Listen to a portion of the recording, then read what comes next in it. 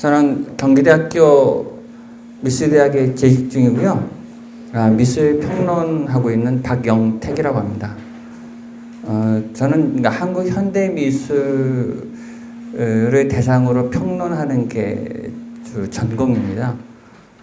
사실 평론은 학문이라고 말하기도 참 애매하고 좀 곤혹스러운 직업입니다. 사실 왜냐하면 평론은 작품의 질, 그러니까 그 조형적인 질에 대한 논의를 하는 건데, 작품이 좋다 나쁘다라고 하는 것들은 사실은 정답을 추구하는 건 아니고 상당히 주관적인 가치 판단의 문제이기 때문에 누구에게는 좋을 수 있고 또 다른 이에게는 뭐 별로일 수도 있는 것을 가지고 논하는 일을 하기 때문에 사실은 좀 논쟁적일 수도 있는 일을 한다고 생각합니다. 그러나 중요한 거는 평론은 그 안목의 싸움인 것 같아요. 결국은. 예. 전 근데 사실 미술은 궁극적으로는 안목이라고 생각합니다. 그 조형적인 질에 대한 논의, 그것을 분별해낼 수 있는 안목이라고 하는 것들이 사실은 굉장히 중요하다. 그래서 작가든 이론가든 사실은 그런 안목이라고 하는 것이 매우 중요한데, 평론이 그걸 해낼 수 있느냐라고 하는 상당히 어려운 문제입니다. 사실은 어쨌든 그러나 저는 뭐 전시를 보면서 제 개인적으로 매우 자의적인 판단이지만 상대적으로 이 작품보다는 이 작품이 왜 좋은지, 더 좋은지에 대해서 좀 논리적이랄까요? 설득력 있게 뭐 글을 쓰거나 강의를 해서 그것이 많은 사람에게 동의를 구하면 좋고, 그렇지 못하면 뭐 매우 주관적인 하나의 견해에 불과할 수도 있는 뭐 그런 평론 일을 한다고 생각합니다. 그래서 제가 하는 일은 어쨌든 그렇게 제가 좋아하는 작품들을 보고 전시를 보고 또 작가들의 작업실에 다니고 또 그런 이미지를 수집하고 또 그에 대해서 글을 쓰고 그런 글들을 묶어서 이런저런 책들을 엮어냈습니다. 그래서 한 20권 정도 넘게 책을 썼는데요. 그 중에 하나가 민화에 대한 책이었습니다. 그러니까 제가 한국 미술사를 전공하는 사람도 아니고, 그러니까 알리바이를 되려고 하는 건 아니고요. 그러나 저는 한국 현대 미술이 주 전공이긴 하지만 그것을 제대로 이해하기 위해서는 사실은 서양 미술사나 힘이 닿는 한 동양 미술사나 한국 전통 미술을 공부를 하지 않으면 한국 현대 미술을 보기 어렵다고 생각이 되고, 예. 그리고 또 뭐 좋은 작품을 제대로 보기 위해서는 그게 무슨 동양화도 사용한다 그런 구분이 무슨 의미가 있겠습니까?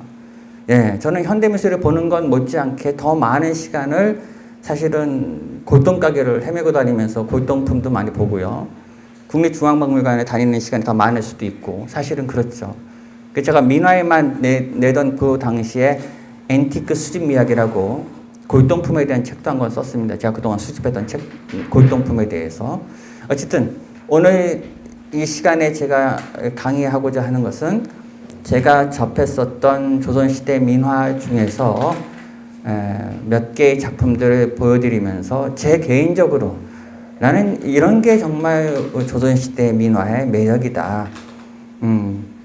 또 그 매력을 나는 어떤 식으로 읽고 있는가라고 하는 상당히 개인적이고 주관적인 얘기를 드릴 겁니다. 여러분들은 민화에 대한 객관적이고 보편적인 얘기를, 교과서적인 얘기를 들으려고 여기 오시지는 않으셨을 것 같아요. 민화가 어떻다, 민화의 역사가 어떻다, 민화의 도상적인 측면이 어떻다라고 하는 것들은 이미 다 기계적인 얘기들은 책에 있을 것이고, 그걸 굳이 이 시간에 들으실 필요는 없다고 생각합니다.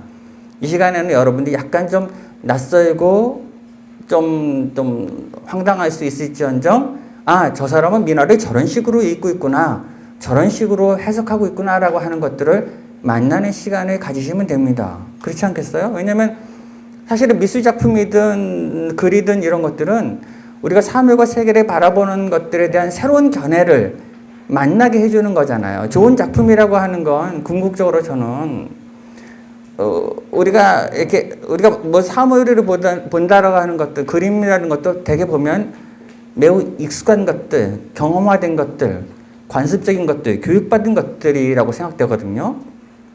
우리가 뭔가를 본다고 하는 것, 그림을 그린다고 하는 것도 알게 모르게 교육받은 것들, 경험받은 것들을 계속 반복하고 있다고요.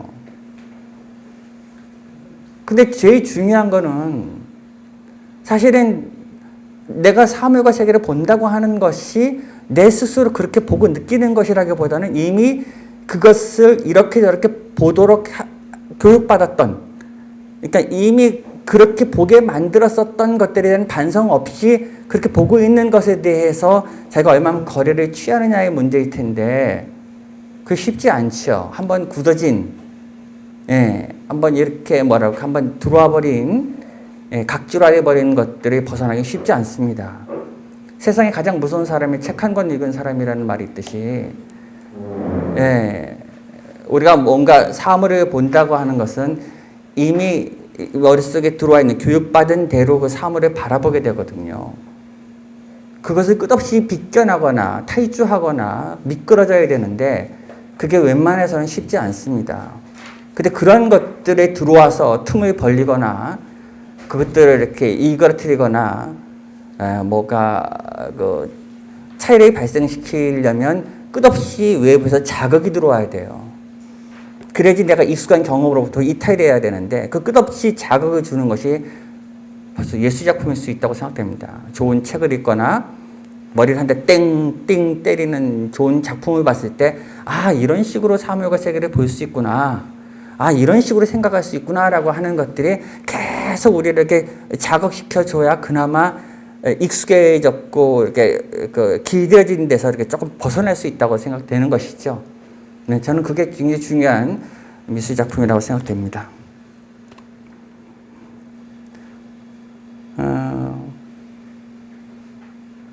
저는 조선시대 민화는 대개 조선시대 후기에 그려진 것들이 남겨져 있는데요. 조선시대 전통시대의 이미지들이죠. 민화라고 하는 말은 아니다시피 일제강점기 때 야나기 모노요시라는 일본인에 의해서 지칭된 건데 그것은 사실 전통시대에 그려진 그림들입니다. 조선시대까지가 우리가 전통시대잖아요. 조선시대가 붕괴된 이후에 이제 일제강점기 때부터가 우리가 근대라고 말해지는데 조선시대까지 그려진 그림들 또는 조각이라고 말해볼 수 있는 모든 것들은 한마디로 말해서 전통시대의 이미지라고 말합니다. 전통시대에 그려진 모든 그림들은 그 이후에 그 근대기에 이루어진 것과 결정적인 차이가 있습니다. 한마디로 말해서 전통시대에 그려진 모든 그림들은 다 주술적 물건으로서의 이미지라고 말해야 됩니다, 여러분.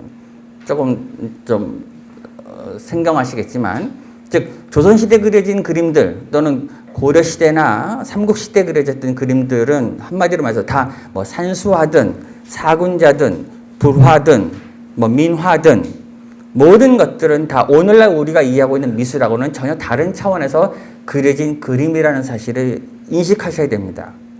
서양도 마찬가지입니다.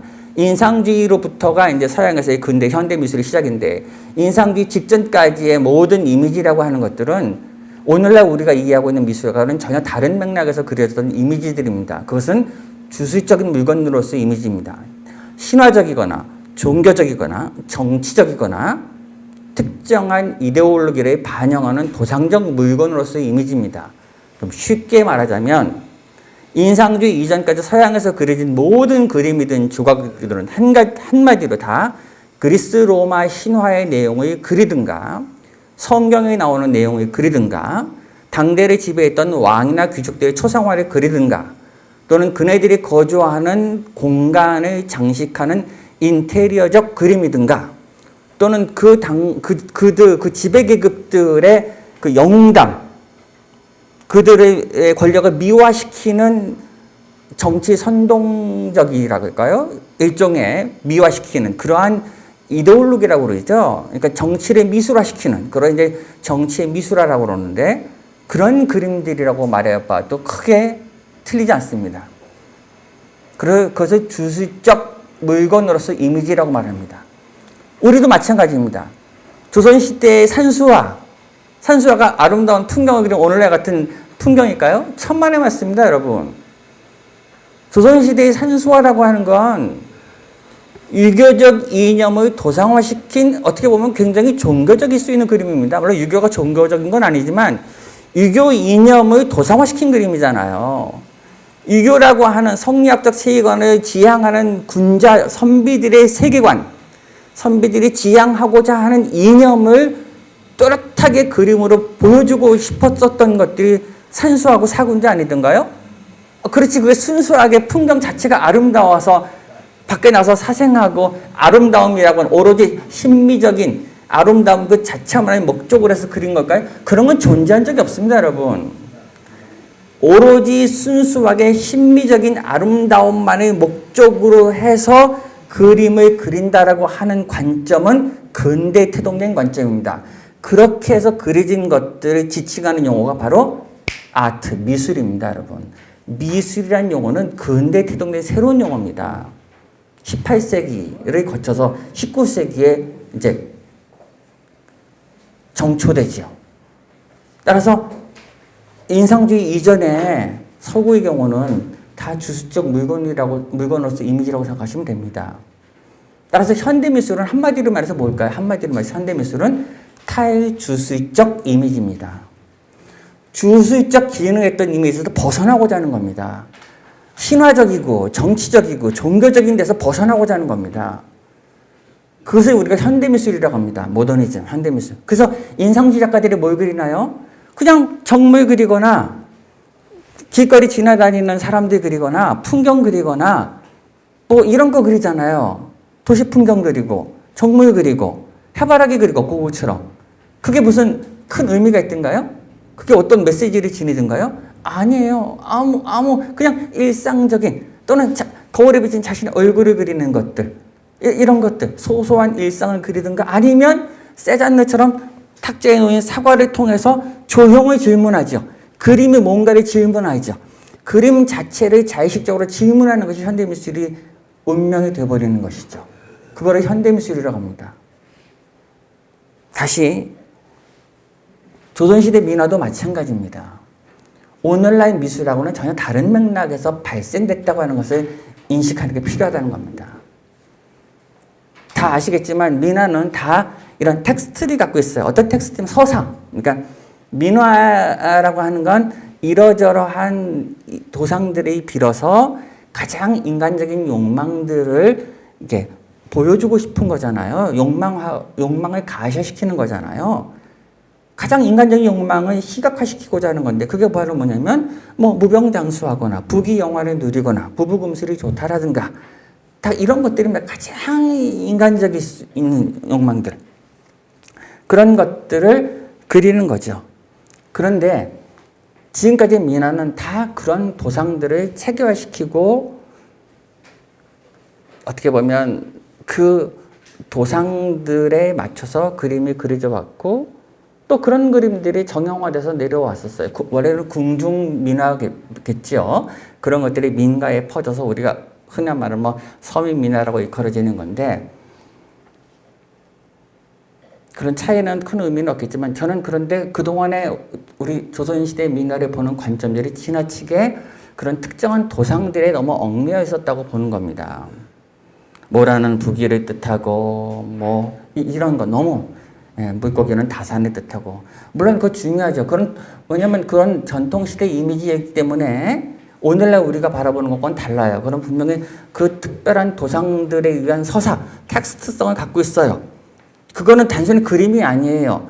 그 도상들이 보이지 않는 이 힘을 통해 가지고 현실 세계에서 이루지 못한 욕망을 실현하리라고 하는 믿음을 실천적으로 보여줄 수 있다고 믿었기 때문에 일종의 부적 같다고 생각하시면 됩니다.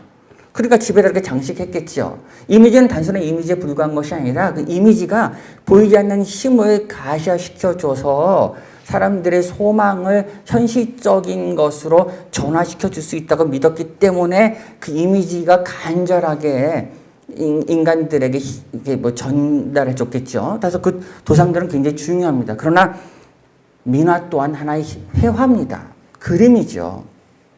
그렇죠. 그래서 제가 흥미롭게 보는 민화는 그런 도상들의 체계에 너무 기계적으로 짜여 있는 것보다는 그것도 하나의 그림이기 때문에 뛰어난 그림으로 보는 것. 조선시대 민화에서 제가 흥미롭게 보는 거는 그림 그 자체가 정말 너무너무 매력적으로 다가오는 그림. 개인적으로 재밌게 봅니다. 여러분들이 약간 저 너무 어리숙하고 바보 같은 거 아닐까라고 생각하지만 저는 이런 그림도 궤석에 수석에 대나무가 있는데 뭐 대충 그린 것 같아요. 그렇지만 이 발상이 너무 신선한 거예요. 그건 자의적인 판단입니다. 예, 그렇죠? 수목 담채식으로 대이파리가 그냥 바람에 툭 날리는데 거의 뭐 문인화풍으로 그냥 그린. 예, 꾀석은 당연히 장수를 뜻하고요. 그렇죠? 대나무라고 하는 것은 사고의 하나일 텐데. 아주 이 바위 처리 맛이 죄송합니다. 요건 신자인데 문자도잖아요. 신자. 이것도 어리숙한 민화에 속하는 문자도인데 전 이렇게 디자인 감각이 디자인 감각이 뛰어난 사례는 보기 드물다고 생각합니다. 신자의 도상 체계를 유지하면서도 그 안을 자유롭게 이렇게 메꾸고 있는 그 색상의 조화가 너무너무, 물론 이건 시간의 힘, 일정한 시간이 지나서 곰삭은 색채의 맛들도 어우러져 있기도 하지만 그 자의적으로 그 안에 그 원형을 메꿔 넣어서 이게 구성하고 있는 이 신자 처리가 상당히 재밌더라고요. 팔복병풍의 하나인데 저는 이 신자가 제일 마음에 들었어요. 새 그린 것도 좋고 사람도 좋고 이것도 화조하죠. 화조한데 꽃 봉우리하고 이것도 그냥 누르스름한 장지의 색깔도 이거 연대는 짧은 겁니다. 사실은 연대는 짧지만 새하고 그 특히 궤석, 이 바위하고 나무 이 처리가 여기는 좀 무심하죠. 그냥 뭐 이게 대충 막 휘갈겨 가지고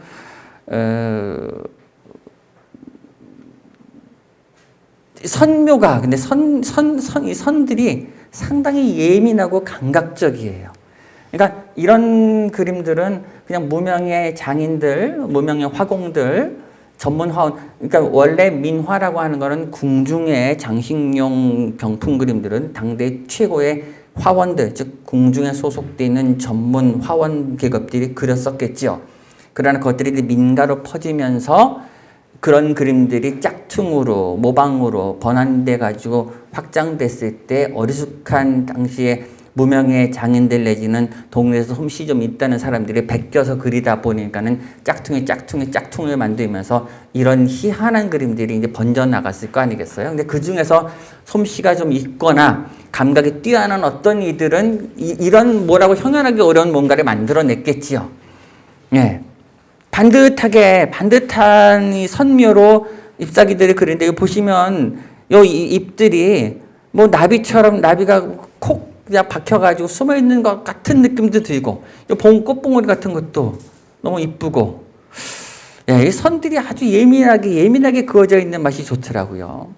색깔도 그냥 아주 그 다음채로 맑게 칠해서 물론 물감도 제대로 갖추고 있지 못했을 것 같아요. 당시에 아마 이거는 주문해서 동네에서 한정된 재료를 가지고 집안에 미나 병풍 하나는 있어야 되겠으니까 제한된 재료를 갖고 그리는 그 조건 안에서 저걸 굉장히 예민하게 그리고 있다. 이것은 그만큼 관찰력이 뛰어난 거죠. 여기 이 잎사귀로 처리 보십시오. 그리고 바위 처리도 그렇고 새들도 그렇고 한 쌍의 새들이 그림 참 좋은 그림 같습니다. 제가 봤을 때는. 이건 일본의 민해박물관 야나기 무네요시가 조선에 왔을 때 수집해간 산신도입니다. 호랑이하고 신령 산신이 한 몸으로 합체되어 있는 호랑이와 산신이 한 몸으로 얽혀 있는 것이 우리 산신도의 특징인데 이런 조합이 너무 기가 막힌 것 같아요. 저는요. 참 재밌죠? 호랑이 눈 좀 보십시오. 다리도 그렇고. 이게 사람하고 호랑이하고 그냥 하나로 합체되어 있는 듯한 근데 이 인물 묘사도 재밌고 의습도 특히 이 다리 보십시오. 여기 기하학적인 것으로 딱 꺾여져 가지고 각진 처리를 했고 옷도 의습도 그냥 반듯반듯하게 자로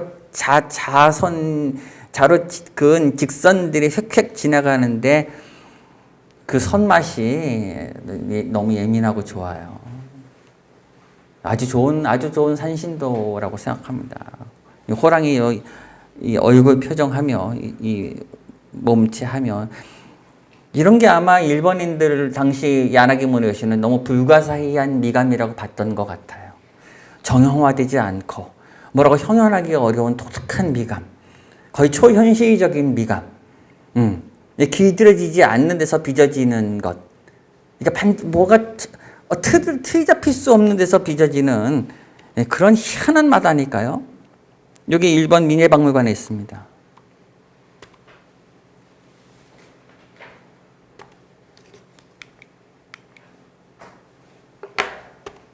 이렇게 다음에 안 넘어갈까요?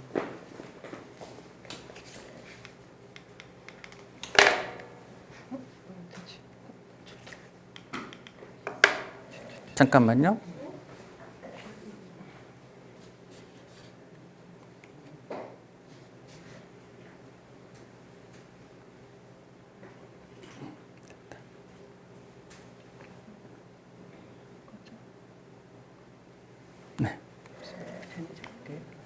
네, 됐습니다.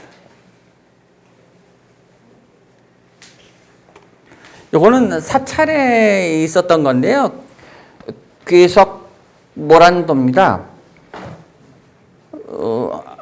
이건 아마 화승, 그러니까 좀 민화 고려 시대까지 불화제적이 성행했다가 조선 시대 오면은 그 불교가 쇠퇴하고 아무래도 조선 시대에 유교에 의해서 불교가 어느 정도 탄압되다 보니까 불화 제작했었던 화승들이 위축되고 이 화승들이 민가의 이후에 이제 아마 민화 제작에 동원됐었던 것 같아요. 그래서 화승들이 민화 제작에 많이 이제 관여하게 되고 알다시피 우리나라 불교라고 하는 것은 불교가 토착화되는 과정에서 우리의 전통적인 신앙 체계가 불교가 수용하잖아요. 그래서 여러분 사찰에 가면 칠승각도 있고 산신각도 있잖아요. 그것은 불교가 그만큼 우리나라의 토착 신앙을 수용했다고 하는 사례를 알려주고 있지 않습니까?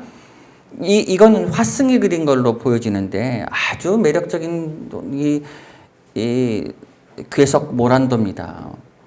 이 돌이 그냥 괴석이 이런 태호석이라고도 하는데 중국 가면 정원에 크게 있는 구멍이 숭숭 뚫린 괴석이라고 하는 건 불변하잖아요. 당연히 장수를 뜻하기도 하죠, 여러분. 돌이라고 하는 건. 그리고 돌은 시간을 이겨낸 거잖아요. 그리고 마지막 얼굴이잖아요. 생각해 보세요. 우리 주변에 산들 보면 산이라고 하는 건 우리가 흔히 우리가 반만년 역사로 그러지만 사실은 지구의 역사가 수십억 년일 텐데 한반도가 최소한 우리가 이 한반도에 있는 산의 암벽이라고 하는 게 아무리 못해도 1억 5천 년, 2억 년 정도 충분히 됐다고 생각하면 우리가 저 북한산이니 이런 산의 이 바위라고 하는 것이 그 정도 시간을 견뎌낸 얼굴이잖아요. 그 최후의 얼굴이거든요. 물론 지금도 끝없이 저것이 자연에 마모되고 버티면서 지금 견디고 있는 얼굴이잖아요. 그 대단한 얼굴이라고 생각해요. 돌 하나는. 그래서 옛사람들은 그 돌을 굉장히 중요시하죠. 신성히하죠. 왜냐하면 인간의 시간을 훨씬 초과해서 살아남은 것들이잖아요. 신성하죠. 옛 조선시대 선비들의 취미가 있는데 20세 때 혈기왕성할 때 말 타는 거고요. 30세 때는 이제 술을 마시는 거고 40세 때는 색을 밝히는 거고 50세 때 이제 그 당시 평균 수명이 45세 정도 되면 50세 때는 이제 난을 키우는 게 난 힘 떨어졌을 때 이제 난잎 닦아주고 창가에 갖다 놓고 난 키우는 게 선비들의 취미였다고 해요. 60세 때 이제 죽을 때 마지막 취미가 뭘까요? 수석입니다. 돌을 바라보면서 죽어가는 겁니다. 돌은 불변하지요. 침묵으로 절여져 있지요. 그거 잘나고 못난 것도 없잖아요. 그리고 그건 자연이 만든 얼굴이잖아요. 인위적인 흔적이 없잖아요. 너무 경이롭잖아요. 정말 자연이 그냥 만든 거잖아요. 시간이 만든 거잖아요. 네. 그 돌이 수직으로 위에 솟구치면서 모란 꽃이 쫙 피어 올라와서 이 위로 올라가는 거 보십시오. 상승해서 이렇게 여기서부터 이렇게 쭉 굉장히 어떻게 보면 남근을 닮았기도 하고요. 그 끝 정상부에서 꽃을 팍 피우기도 하고 위로 솟구치기도 하고 그리고 양 모서리도 이렇게 꽃으로 장식을 해서 예, 굉장히 화려한 그래서 장수를 뜻하고 부귀영화를 뜻하고 아주 수준이 있는 색깔이 굉장히 고상하잖아요. 예, 색채가 쫙 달라붙어야 됩니다, 여러분. 다 컬러를 쓰시지만 색이라고 하는 건 발라져 있는 게 문제가 아니라 색이 얼마나 깊이 있게 종이의 피부를 투과시켜 가지고 깊이 있게 침잠하면서 쫙 그 아주 형연할 수 없게 표면을 이렇게 물들여 가지고 이렇게 응고되느냐의 문제잖아요. 요것도 이런 건 이제 책거리죠. 그렇죠? 책만 쭉 그린 걸 책가도라고 하기도 하고 책과 일상의 사물들 이건 이제 선비들이 자신의 그 사랑방에 있는 여러 가지 것들을 자랑하는 어떤 수집 취향을 자랑하는 차원에서 그려지기도 하고 뭐 이쪽에 정물이라고 말해볼 수 있겠죠. 한편으로는 책거리인데 이 구도가 너무 희한한 거예요. 저는 특히 포도 그린 것도 너무 재밌고요. 포도 보세요. 사방으로 흩어져 가지고 막 예. 그리고 시점도 포도는 위에서 분명히 내려다본 구도인데 이 접시는 정면에서 보고 있잖아요. 책은 밑에서 쏟아져 내려오고 있잖아요. 여러분들 지금 보시는 책가도 색거리 그림도 다 그런 구도를 반영하고 있어요. 이거는 또 약간 밑에서 내려다보고 있고 상은 또 있고 그 사이를 괴석 같은 게 이렇게 희한하게 막 뚫고 들어가듯이 연결시켜주고 있어요. 이것은 여기서부터 여기까지 시점을 이렇게 이동시켜서 이 끝까지 밀고 올라가는 거죠. 그래서 이 아래 하단부터 이렇게 틀어 올라서 붓끝까지, 포도까지 우리 시선들을 자연스럽게 유도하기 위해서 불가피하게 매개로 저런 괴석 같은 거를 연결시키고 있다. 주름을.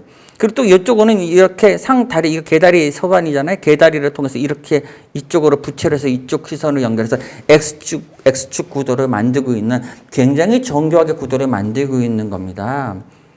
이게 아무렇게 그려진 게 아니겠죠. 당연히 구도 감각이 그러니까 복잡한 것 같지만 굉장히 통일감이 있어야 이게 복잡한 가운데서도 힘이 딱 받쳐져요. 이건 다 아시겠지만 두루두루 좋은 의미가 있겠지만 포도는 뭐 당연히 다선이겠지만 근데 이런 시점도 이게 뭐 큐비즘적이다. 이미 피카소가 했어도 큐비즘은 선구적이어서 그거 사실은 뻥입니다, 여러분. 속지 마셔야 됩니다.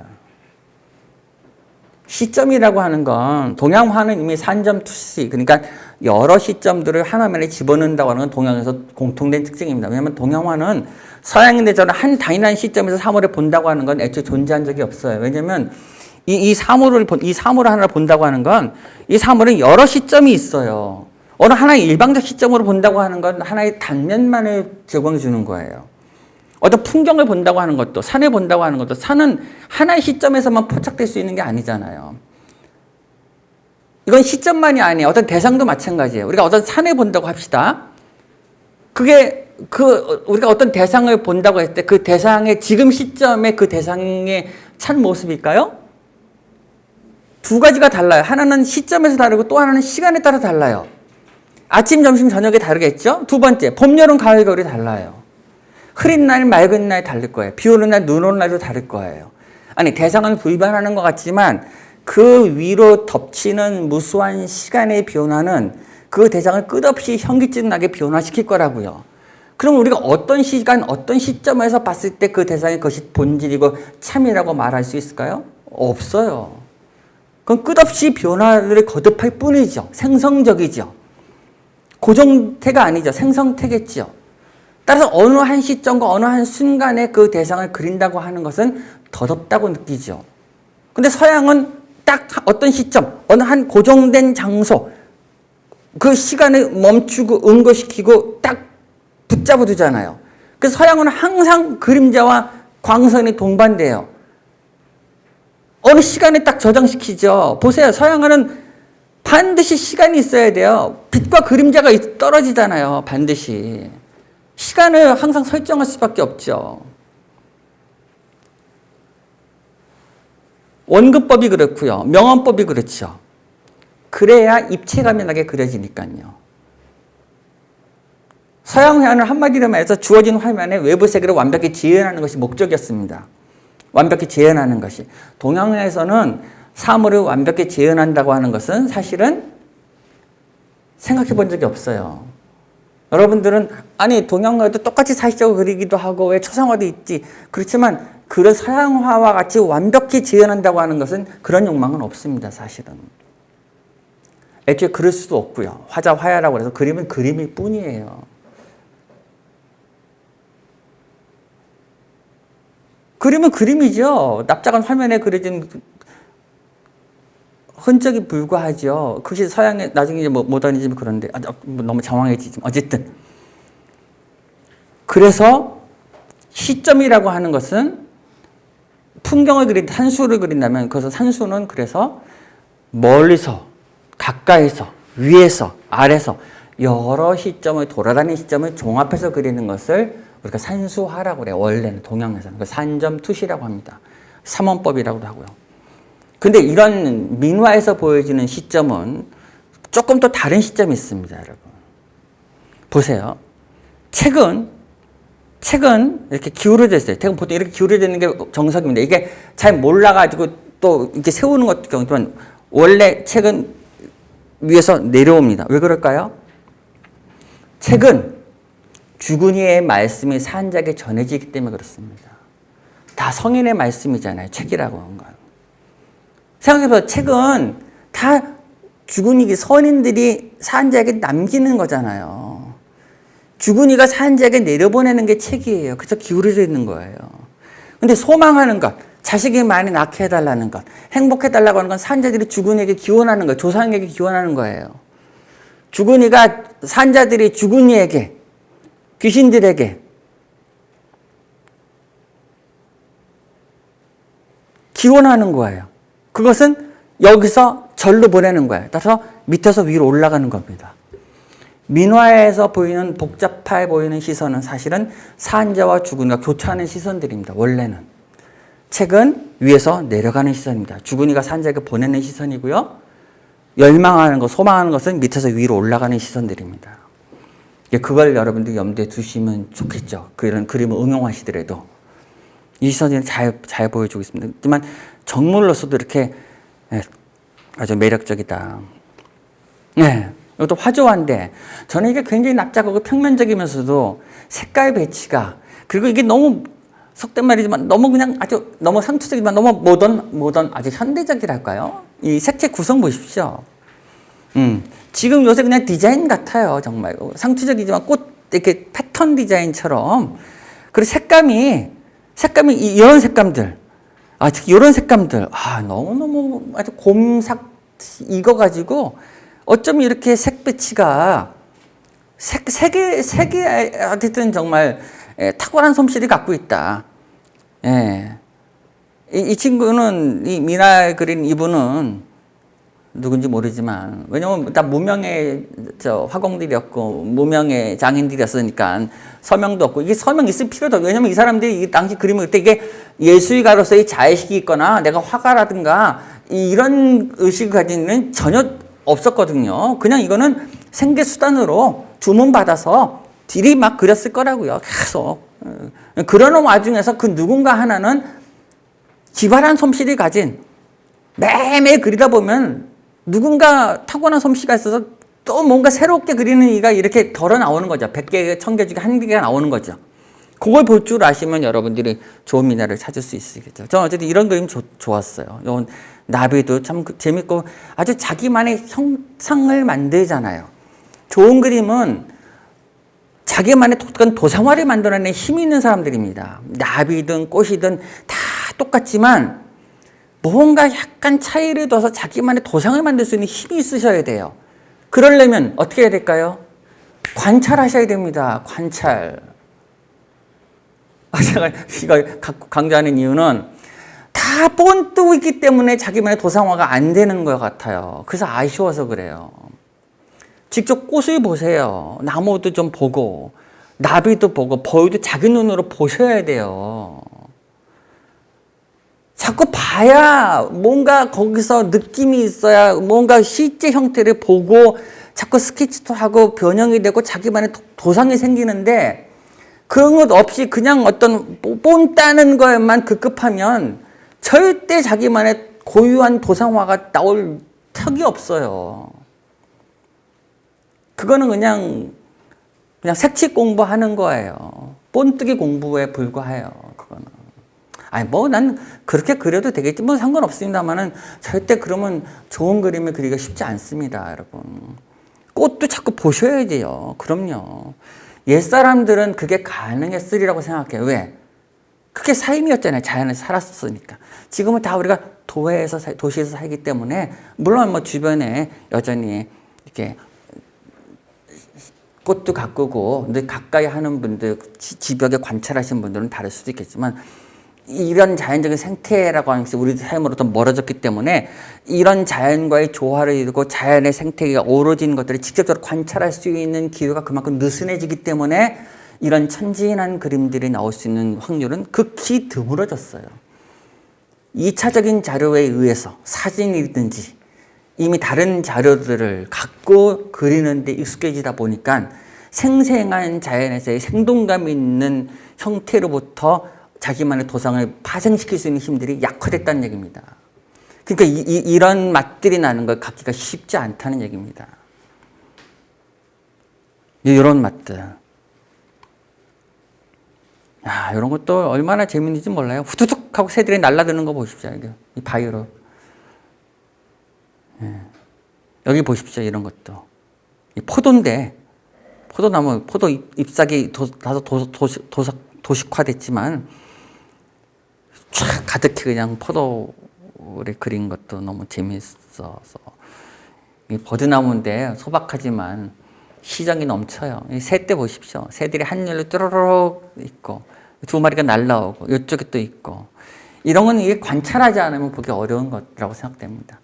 되게 강가에 버드나무가 있고, 새떼들이, 버드나무에 능청거리는 거 보시죠. 이렇게 바람이 불어서 축축 늘어지는데, 새떼들이 쫙 올라오고, 이 버드나무의 미세한 선들이 굉장히 촉각적일 정도로, 예. 그러니까 시정이 있는 거죠.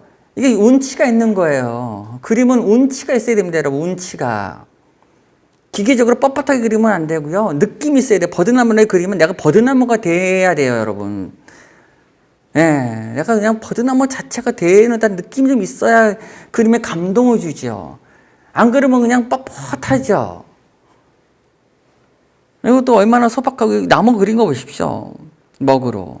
나무 등가에 표현한 거 보세요. 소박하지만 지금 너무 밝아서 그런데 그림이 참 좋은 그림입니다. 잘 보이십니까? 그림은? 근데? 보이세요? 약간 어두우면 더 좋을 텐데.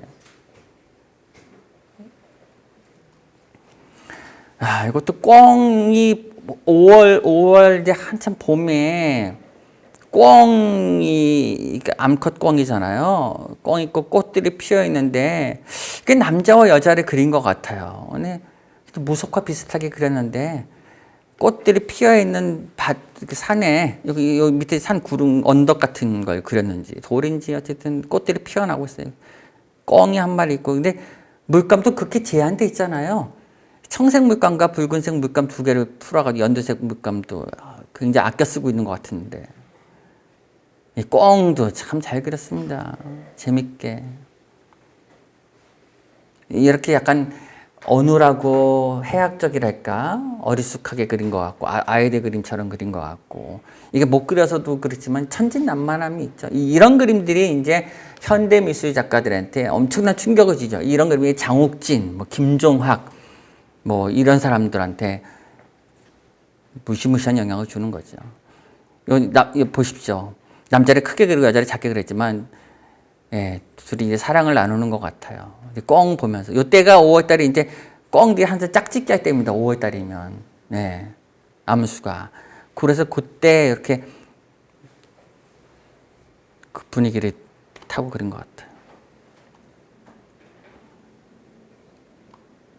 이것도 같은 작가, 아까 봤던 작가. 저는 이게 너무 백미입니다. 대나무 그린 게. 이건 문인화에서 보이는 대나무가 달리 쭉쭉쭉 자라는데 그 이제 대나무 이파리하고 위에 꽃하고 요 꽁이 여기 아주 백미죠. 약간 번진 듯한 처리하며 거기에 앉아있는 독특한 모자를 쓰고 앉아있는 사람하며 하여튼 참 좋은 그림이더라고요. 이 꽁 묘사만으로도 너무 대표적이다. 대단하다. 수컷, 암컷, 암수, 꽁들이 있는 그림 좋죠? 나비도 있고. 저는 모르겠습니다. 이런 그림들이 굉장히 감동적이었습니다. 민화에서. 제가 봤던 민화, 많은 민화를 봤지만, 야, 이런 건 정말 회화 그 자체로서, 힘이 있다는, 민화도 회화잖아요. 그러면 민화의 퀄리티, 민화가 어떤 민화가 좋으냐? 결국은 저는 그냥 회화적으로 뛰어난 민화가 좋은 민화가 돼야 된다고 생각하는 것이죠. 그리고 그런 부분들에 논의가 좀 더 있어야 되는데, 우리나라 민화는 여전히 아직도 그냥 도상이 어떻다, 신화적인 얘기들만 잔뜩 하는 거, 그것도 중요하죠. 그걸 모르면 안 되지만, 그 얘기만 자꾸 하면은, 그림 그 자체에 대한 논의가 배제돼 버리잖아요. 아니, 우리가 회화 그 자체에 대한 논의도 있어야지, 회화 자체에 대한 논의는 싹 빠져버리고 맨날 도상 얘기만 하면은, 그럼 회화의 질에 대한 논의가 빠져버린, 이면은 무슨 큰 의미가 있겠어요. 민화 얘기를 하지만 한편으로는 민화 안에서도 어떤 민화가 왜 좋은지에 대한 퀄리티가 있는 민화에 대한 논의가 필요하다. 그런 민화에 대한 논의가 없었다는 겁니다. 여태까지 한 번도 없었어요. 저는 제 생각에는. 문자도 중에서도 이런 민화를 저는 개인적으로 정말 뛰어나다고 봅니다. 충자입니다. 충자를 그린 민화인데 갑각류의 새우가 있고 밑에 마음심자인데 마음심자가 거의 무슨 아랍 문자 같아요. 칼리그래피. 이거 막 마음심자 쓴 거 보십시오. 그리고 이 새우를 이렇게 딱 분절시켜가지고 그 안에 다 면으로 쪼개가지고 섬세하게 장식을 했어요. 대나무도 보십시오. 대나무도 여기는 먹선을 예리하게 쫙쫙 서서 선을 만들고 그 다음에 댄잎을 이런 식으로 또 나눠서 생면으로 분할시키고 여기 새우 다리 보십시오. 다리를 이 부분이 아주 백미인 것 같아요. 저는 어쩜 이렇게 그릴 수 있을까요? 새우를 우수하게 많은 새우로 된 새우 충자 이 갑각류니까 이게 충을 뜻하는데 네 거기에다가 먹선만을 이렇게 마음심자 이런 식으로 하나의 회고로 쫙 둘러치는 거는 아주 뛰어난 그래픽한 느낌도 든다. 보통 솜씨가 아닙니다, 여러분. 이건 디자이너들한테도 엄청난 영향을 준다고 생각합니다. 민화 자체가, 이 칼리그래프 자체가. 이것도 매력적이죠. 좌우대칭으로 해가지고 의자인데, 좋아요. 이 작가 같은 작가입니다. 새우 충자하고. 디자인 솜씨가 뛰어난 것 같아요. 제가 봤을 때 색감도 그렇고 이런 거 거의 추상적이잖아요. 기하학적인 문양을 이렇게 배치를 해가지고 이런 거 만드는 거 보면은 새도 한 쌍으로 이렇게 하고 요 나무도 위로 올라가가지고 좌우대칭으로 만든 참 굉장히 매력적인 이런 게 이제 제주 문자도입니다. 아시죠? 아주 딱 그냥 제주 문자도 항상 3단으로 나눠져 있어요. 화면을 3단으로 나누고 이렇게 옥춘당이라고 왜 이런 과자 종류 있잖아요. 사탕 종류 있잖아요. 옥춘당으로 색깔처럼 배열하고 우유국부도 화려하고 요 안에 다 촘촘히 치운 것이 제주 문자도의 특징이고 요새 제주도 문자도는 요새는 이런 문자도가 오히려 더 가격이 많이 오르고 있더라고요. 기본 한 1천만 원은 더 호가하던데 제주 문자도 아주 좋은 문자도입니다.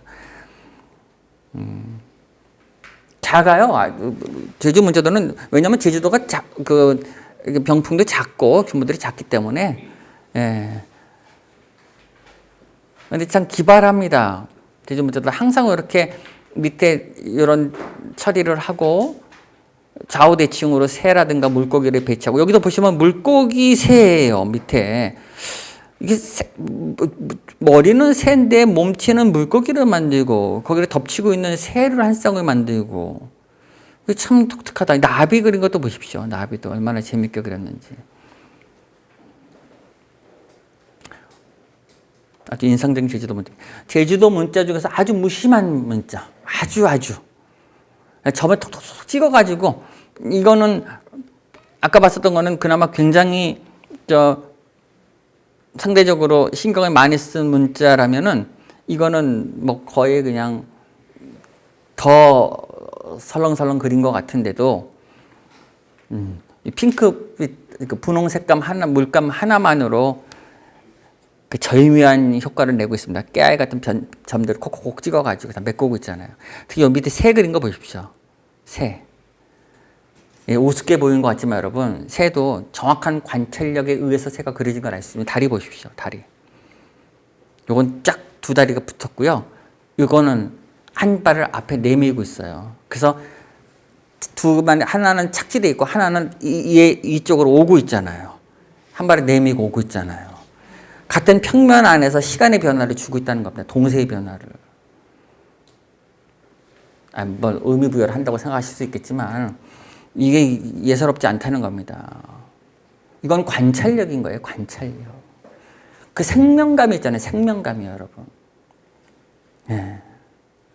그런 뭐든지 그 살아있는 거에 관찰을 하고 그것을 자기만의 도상으로 만드는 힘이 있어야 그림이 가능하다고 말씀드리고 싶습니다. 아주 좋은 그림이라고 생각하죠.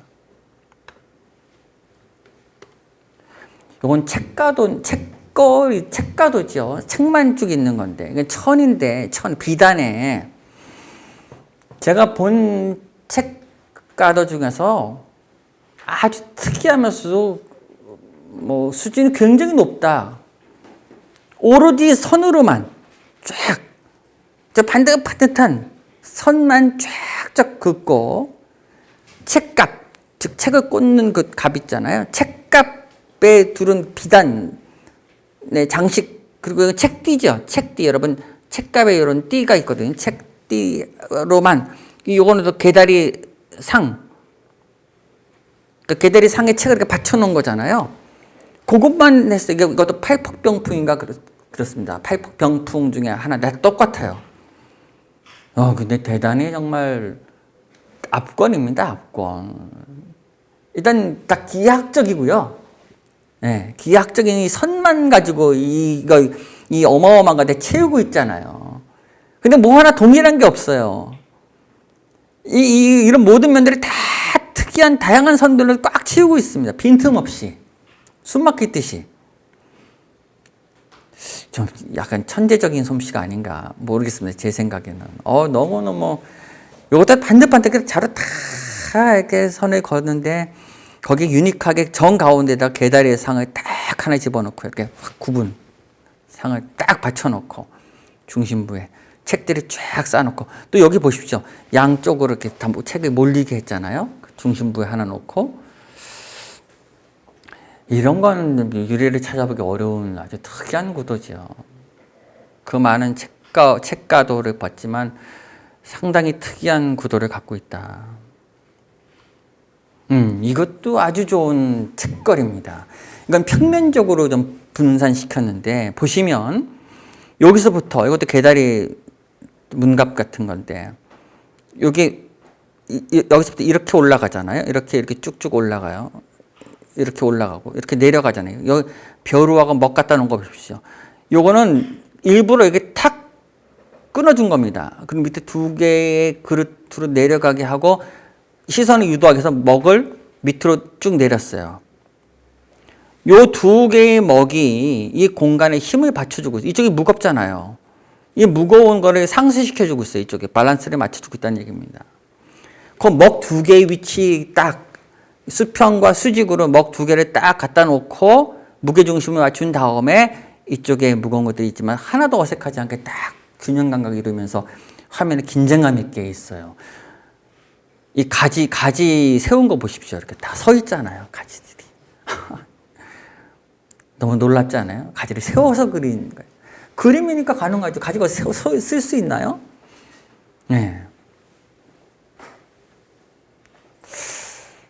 네, 참 너무 유니크한 그림입니다. 너무너무 재미난. 그리고 다 자연스럽잖아요. 좋은 그림은 여러분 그림이 자연스러워야 돼요. 그림 안에서 도상이든 색채든 자연스럽게 어우러져야 됩니다. 지극히 자연스럽게.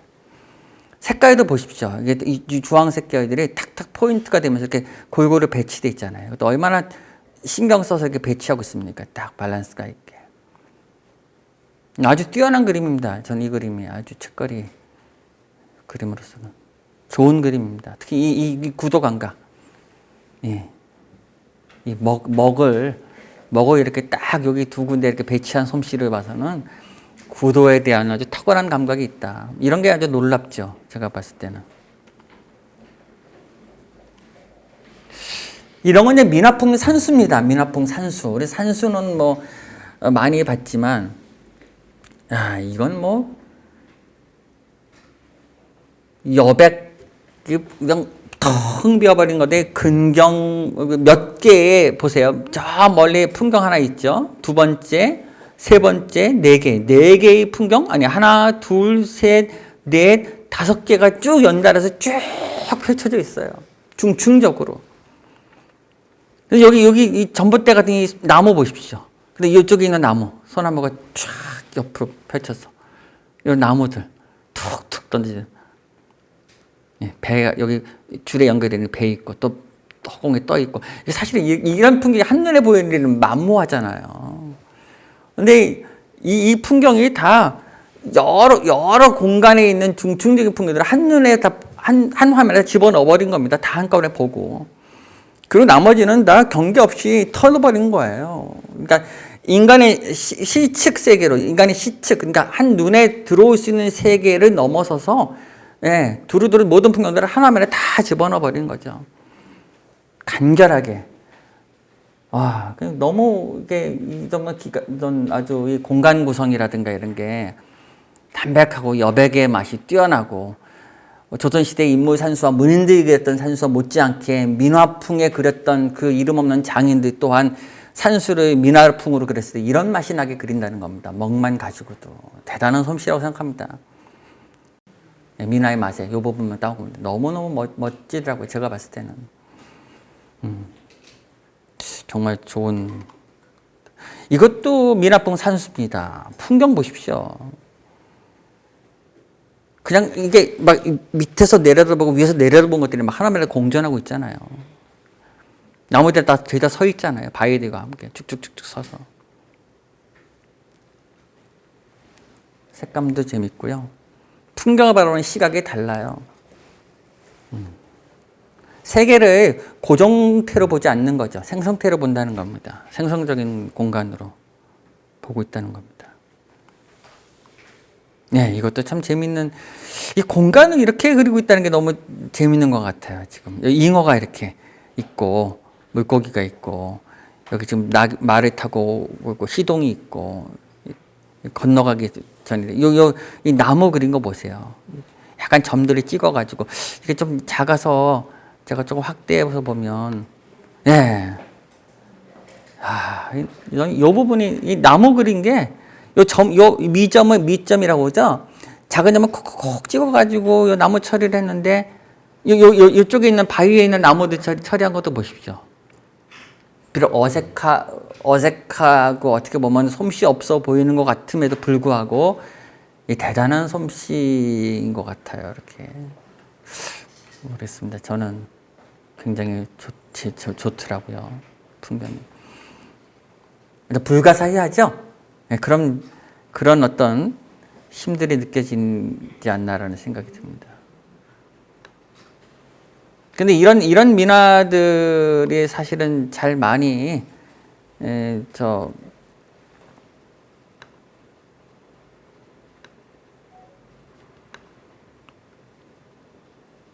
됐습니다.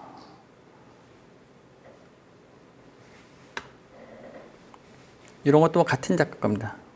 너무 풍경이 재밌어서.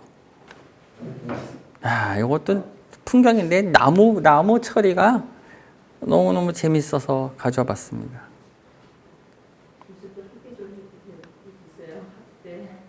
확대? 아까 나무요? 잠깐만요. 요거 확대해 볼까요?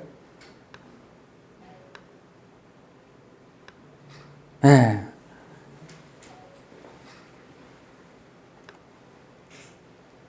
이거는 이제 자기식으로 보고 해결하는 겁니다. 이렇게. 예. 뭐 이게 요런 나무 그린 거 보십시오. 좋은 작가는 결국은 자신이 보고 그 적합한 표현 방법으로 만들어내는 사람일 수밖에 없습니다, 여러분. 네, 그럼요. 물론 이제 좋은 그림들을 보면서 참고가 되는 거죠. 좋은 그림을 보면 아, 나와 같은 고민을 이미 다른 작가들은 어떻게 해결했구나라고 하는 것을 이제 참조 삼아 가지고 자기만의 이제 또 다른 방법론을 개발해 내야 되는 거겠죠. 잠깐만요. 네. 네, 이제 까치 호랑이 그림. 이제 몇 개만 더 보시면 됩니다. 이건 연대까지 오래된 건데요. 까치 호랑이라고 하는 건 사실은 원래 중국에서 넘어온 건데 중국에서는 표범입니다. 표범. 그래서 그 빠오라고 그러는데 빠오가 중국어인데 복을 뜻하는 거하고 발음이 같다고 그래요. 그래서 복을 뜻하고 까치는 이제 새로운 소식을 알려줘서 길상의 의미가 있죠.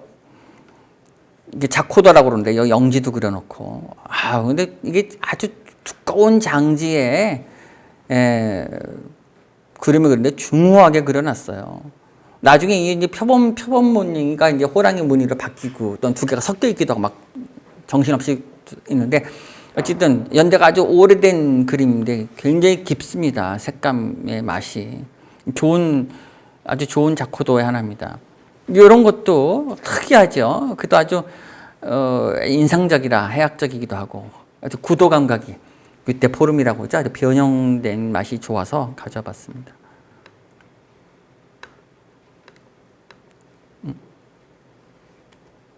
네, 이건 너무 약간 괴이할 정도지만 이것도 너무 개성적이라 이런 건 좀 도식적이죠. 네, 이 작가는 특이하게 면을 이렇게 나눠가지고 마치 손톱 이게 인조 손톱 붙인 것처럼 눈썹 붙인 것처럼 색깔을 처리하더라고요. 이건 보시다시피 호랑이 무늬에다가 표범 무늬 같이 들어가 버린 그런 사례가 됐습니다.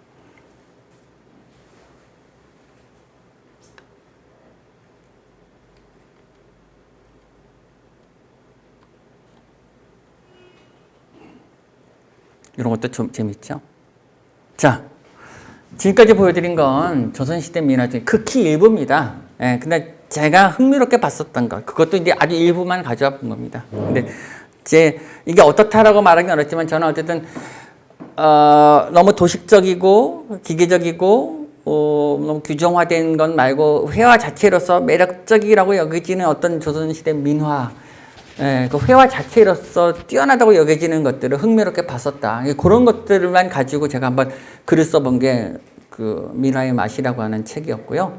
그런 걸 저는 개인적으로 흥미롭게 보고 있다. 반면에 지금 현재 이곳에서 이루어지고 있는 많은 민화를 작업하는 수없이 굉장히 많은 분들의 작업들은 사실은 어떻게 보면 너무 좀 도식적이랄까 아니면 너무 기계적이랄까 너무 딱딱하다고 그럴까 너무 기존에 나와 있는 민화의 어떤 일정한 틀을 가지고 너무 거기에 얽매여 있는 회화 자체의 맛들, 또 자유분방한 상상력들, 뛰어난 도상화의 능력들, 그 자연의 생명력을 포착해내는 힘들, 그 선의 맛들, 색채의 조화로움, 이런 것들의 기본적인 회화로서의 퀄리티를 높일 수 있는 그런 부분에 대한 연마가 더 필요한 겁니다, 사실은.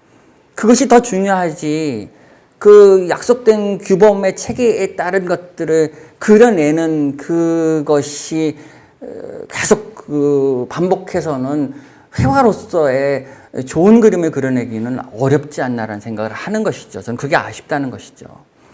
그러니까 좋은 미화를 자꾸 보셔야 된다고 생각합니다. 자, 지금부터는 제 개인적인 생각으로 한국 현대 미술에서 민화라고 하는 걸 해석해내는 흥미로운 작업들을 보여드리려고 합니다. 이것도 정답은 아닙니다. 그러나 제가 봤을 때 저는 이런 작가들이 민화라고 하는 세계를 나름 흥미롭게 번안해내고 있는 작업이라고 생각한다는 겁니다. 이건 구성현이라는 사진작가입니다. 이거 사진입니다, 여러분. 사진. 모란 꽃을 잔뜩 화병에 꽂아놓은 것 같아요. 그렇죠? 이게 사진이에요. 근데 꽃은 아닙니다. 이게 뭘까요? 이거 사실 사탕입니다, 사탕. 예. 이게 여러분 슈퍼에 가면 많은 알사탕들 있잖아요. 사탕을 죄다 사서 막대기에다가 꽂고 사탕을 다 붙여가지고 꽃처럼 꽃을 모방해서 사탕처럼 만들어서 화병에 꽂아놓고 사진을 찍은 겁니다. 근데 보세요. 자세히 보시면 여기 지금 사탕이 말짱하죠? 그런데 이쪽 뒤에 보면 시간이 지났기 때문에 사탕이 녹아있어요. 덩어리로 있잖아요. 이 사탕을 만들기 위해서 일정한 시간이 필요해요. 근데 두 가지예요. 하나는 이건 분명히 모란 꽃이 그려져 있는 민화를 차용했어요. 모란 그것은 부귀 영화를 뜻해요. 그렇죠? 그거는 인간의 어떤 욕망이에요. 또 뭐 사랑이든 희망이든 부귀든 영화든 다 인간이 꿈꾸는 어떤 욕망이죠. 근데 욕망은 사실은 덧없을 수도 있겠죠. 네? 두 번째, 사진이라고 하는 건 뭐냐면 사진은 있는 걸 찍는 거예요. 무슨 얘기냐? 사진은 이미 존재하는 걸 찍어요. 그래서 사진을 우리가 미술적으로는 레드메이드 미학이라고 그래요. 레드메이드라고 하는 이미 있는 것들, 기성품을 말해요. 사진이 1839년에 등장하는데 나다루와 다게르에서 뭐 그 앞에 니엡스라는 사진이 최초의 사진을 찍지만 본격적으로 사진은 1839년에 등장하거든요. 사진은 이미 있는 세계를 촬영하잖아요. 사진은 존재하지 않는 걸 찍을 도리가 없어요, 여러분. 그래서 이미 있는 세계를 완벽히 재현해내려고 했었던 회화는 사진에게 자리를 양보하고 대신 사진이 해내지 못하는 쪽을 공략해 나갑니다, 현대미술은. 그게 뭘까요? 초현실주의 같은 거죠. 꿈, 환각, 보이지 않는 것. 두 번째가 뭘까요? 추상을 나가는 겁니다, 그래서. 사진의 등장은 있는 세계를 완벽히 재현해냈던 그간의 미술의 영역을 무의미하게 만들어버렸기 때문에 이제 회화는, 미술은 사진이 해내지 못하는 쪽을 공략할 수밖에 없어요. 미술이 살아남으려면. 그게 뭘까요? 눈에 보이지 않는 걸 찾아요. 초현실주의 내지는 추상. 가시적이지 않는 것, 비대상적인 것 그려나가는 거잖아요. 그런데 이 작가는 두 가지예요. 하나는 존재하지 않는 걸 존재하게 해서 사진을 찍잖아요. 왜냐면 이건 있지 않은 건데 지가 만들었잖아요. 사탕꽃을 만들었잖아요. 그래서 사진으로 찍을 수밖에 없게 됐어. 이거는 유일무이한 거니까. 희한하죠. 이거 조각이잖아요. 본인이 만들었으니까. 이미 있는 걸 찍은 게 아니라 존재하지 않는데 자신이 만들어서 찍었어요. 그리고 찍고 나면 어떻게 될까요? 녹아서 없어져 버려요. 따라서 이건 사진이 찍히는 순간 사라져 버리는 거예요. 두 번째, 이거는 뭔가 달콤하고 화려하고 인간의 열정이나 욕망을 보여주는 것 같지만 실은 어떡하죠? 다 사라져 버리는 거예요. 그런 어떤 매우 흥미로운 주제가 있어요. 인간이 꿈꾸는 열정이나 사랑이나 욕망도 시간이 지나면 다 사라져 버린다는 메시지를 준다는 거예요. 민화에서 보여주는 열망과 열정과 욕망 또한 사실은 매우 유한하거나 사라져 버릴 수밖에 없는 것 아닐까? 그런 것들에 인간이 기원했던 거 아닐까? 네, 그렇지만 아주 매력적인 사진이 되죠. 그 다음 보실까요? 네, 이거의 책거리를 소재로 한 작업입니다. 캔버스에 여러 가지 재료를, 혼합 재료를 가지고 책거리를 가지고 그린 거예요. 수준이 다르죠? 캔버스 표면에 이러저러한 물감들을 칠하고 벗겨내고 긁어가지고 화병도 있고 책거리, 책들도 쌓아놓고 필기구도 있고 이러저러한 오브제들이 있고 수석도 있고 뭐 분재도 있잖아요. 근데 화면에 다 마모되고 긁혀가지고 방락된 벽 같잖아요. 오랜 세월을 머금은 흔적들 같잖아요. 거기에 마치 이렇게 화석처럼 드러나고 있잖아요. 그렇게 이렇게 평면적으로 나열되어 있잖아요. 굉장히 세련된 색깔 보십시오, 여러분. 얼마나 세련됐는지. 그리고 굉장히 우두두두한 촉각적이고, 에? 이게 서양화 재료를 가지고 만든 겁니다. 서양화 재료를 가지고. 아주 흥미롭게 책거리를 해석하고 있는 작가라고 생각됩니다. 저는 김광문이라는 작가입니다. 이게 부귀청화라고, 이게 모란꽃입니다.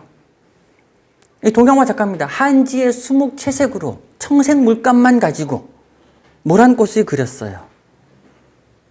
으스스하지요? 으스스해요. 스산하잖아요. 이렇게 그려야 된다고 생각합니다, 저는. 뭔가 으스스해야 돼요, 그림은. 으스스. 뭔가 이렇게 기원하는데 그게 다 신기가 있어야 되잖아요. 아까 말씀드렸지만 다 주술적 이미지들이잖아요. 그 간절한 욕망이나 기원이잖아요.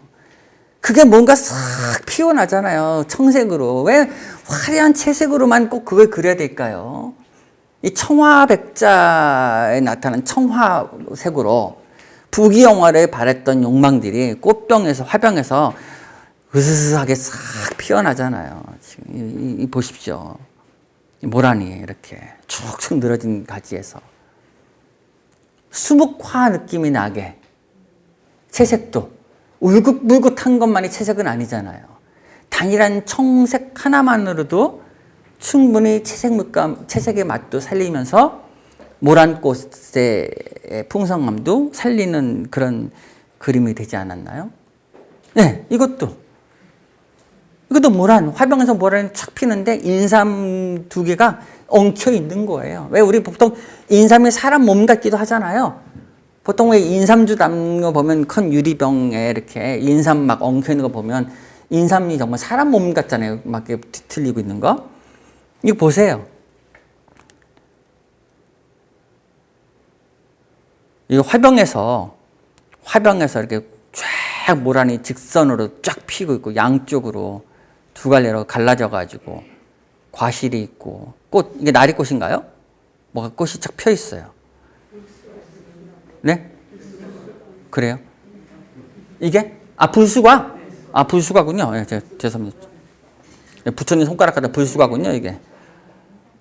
이렇게 쭉 모란이 올라와서 중심부에 폈는데 이 틈바구니, 이 비좁은 틈바구니에서 두 사람이 엉켜 있어서요. 보세요. 막 뒤 엉켜 있잖아요.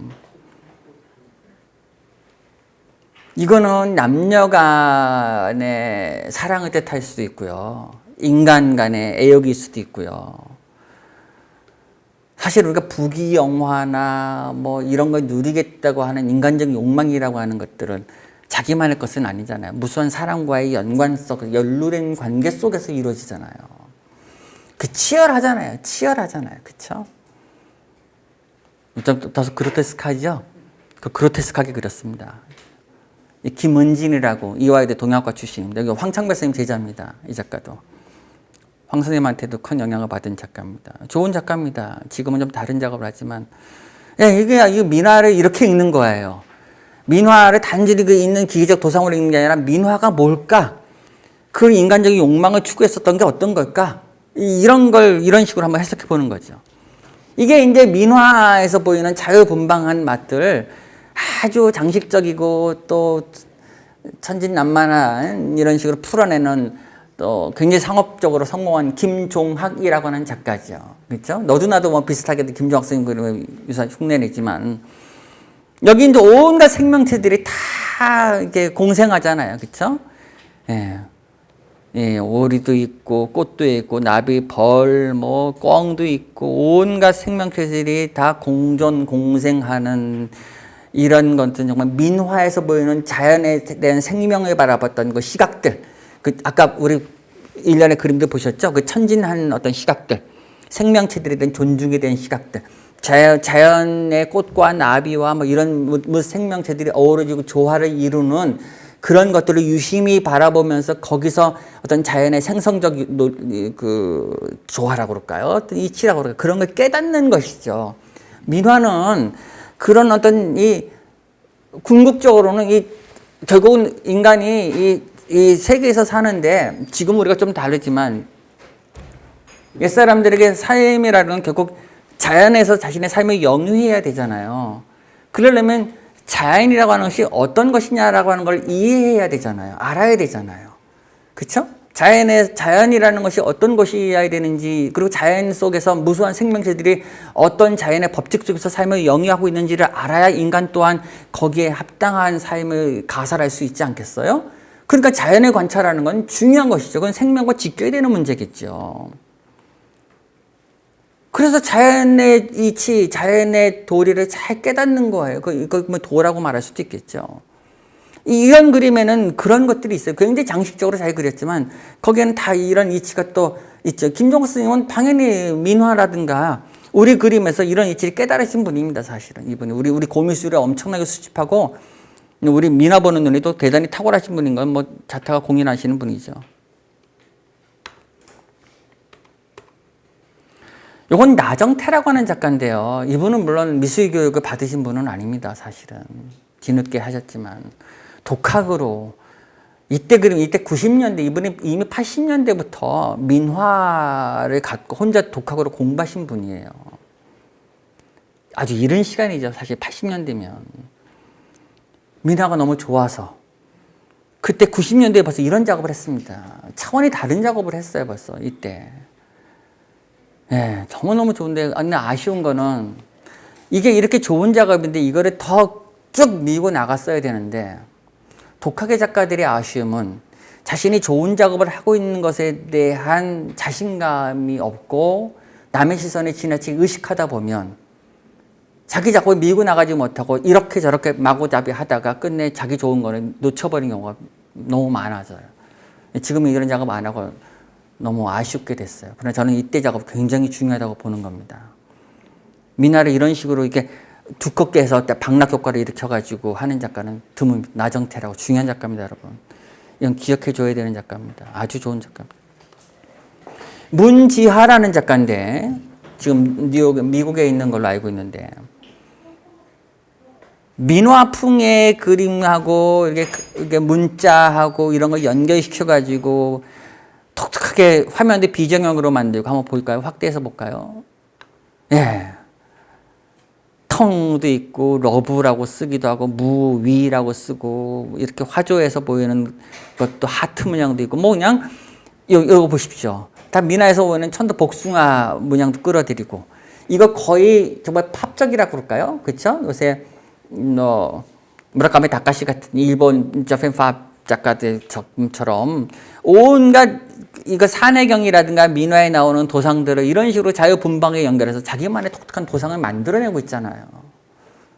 네, 아주 뛰어난 작가입니다. 이런 것이 제가 생각하는 문지아라는 작가입니다. 그림 아주 에너지가 있어요. 에너지가 있는 작가입니다.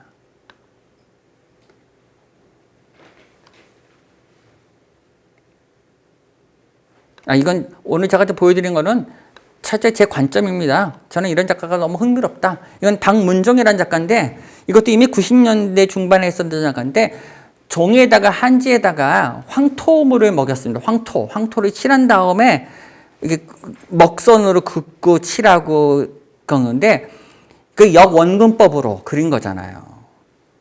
동네 풍경 이렇게 땅입니다. 땅, 밭하고 이 사람 그린 거 보십시오. 굉장히 흥미로운 그림이에요.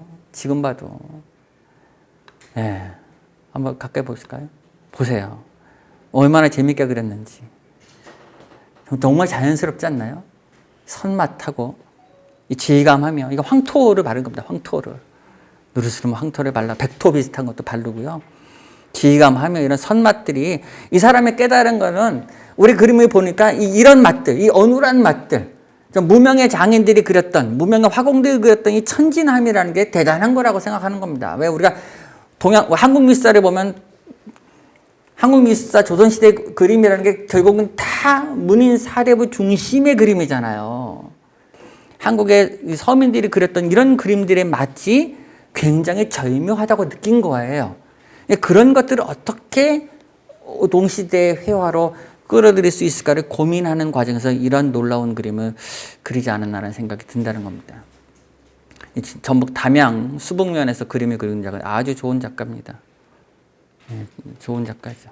이거 박생광이라고 너무 잘 아시는 분인데 이분은 꼭 민화뿐만 아니라 민화, 불화, 탱화, 부적 등등을 다 종합해서 그야말로 수묵화 일변도나 아니면 채색화명, 화조화 중심이라 이런 데서 벗어나서 그런 것들을 자유분방에 섞어서 엄청난 충격을 준 대표적인 작가라고 생각됩니다. 이건 서정태란 작가입니다.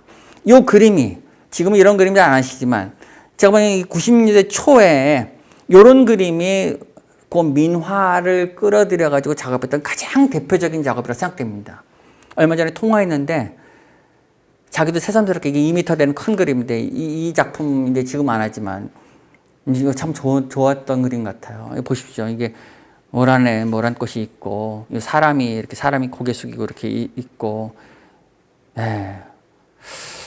좀 민화를 참 흥미롭게 아주 좀 기하학적 도상으로 번안해낸 건데 수준이 높은 채색화입니다. 사실은 이게 더 계승되지 못해서 좀 아쉽다는 생각은 들죠. 이게 여러분 이미 다 이게 90년대에 나왔던 작업들입니다. 이게 90년대.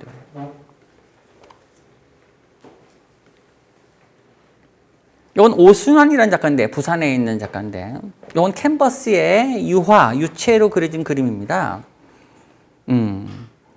근데 바탕면에 이 유체 물감, 아크릴 물감을 한 20-30번 입히는 겁니다. 무지하게 바탕면에 칠해서 거의 대리석 같다고 생각하시면 됩니다. 화면이 이렇게 반질반질하죠? 한 30번 칠한다고 생각해 보십시오. 바탕면에 30번 정도 칠하면 여기가 대리석이에요. 대리석. 그럼 정말 견고하게 튀어 올라오거든요. 반질반질하게. 이미 바탕이 게임이 안 돼요. 얼마나 견고하게 올라오는지. 거기다가 이게 민화풍에 이런 꽃하고 거기에 사람들이 이렇게 사람이 왜 민화라는 게 그 행복하고 즐겁고 부귀영화 누리고 이렇게 행복한 도상을 꿈꾸는 거잖아요. 이게 자기 아이들하고 집사람하고 자기네 집을 그린 겁니다.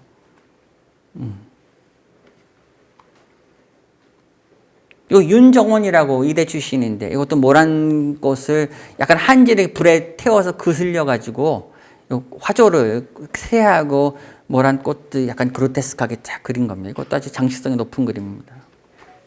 예, 요것도 이제 화병인데 화병이 쭉 흘러내리죠. 싹 울고 있듯이 별들이 반짝반짝거리고.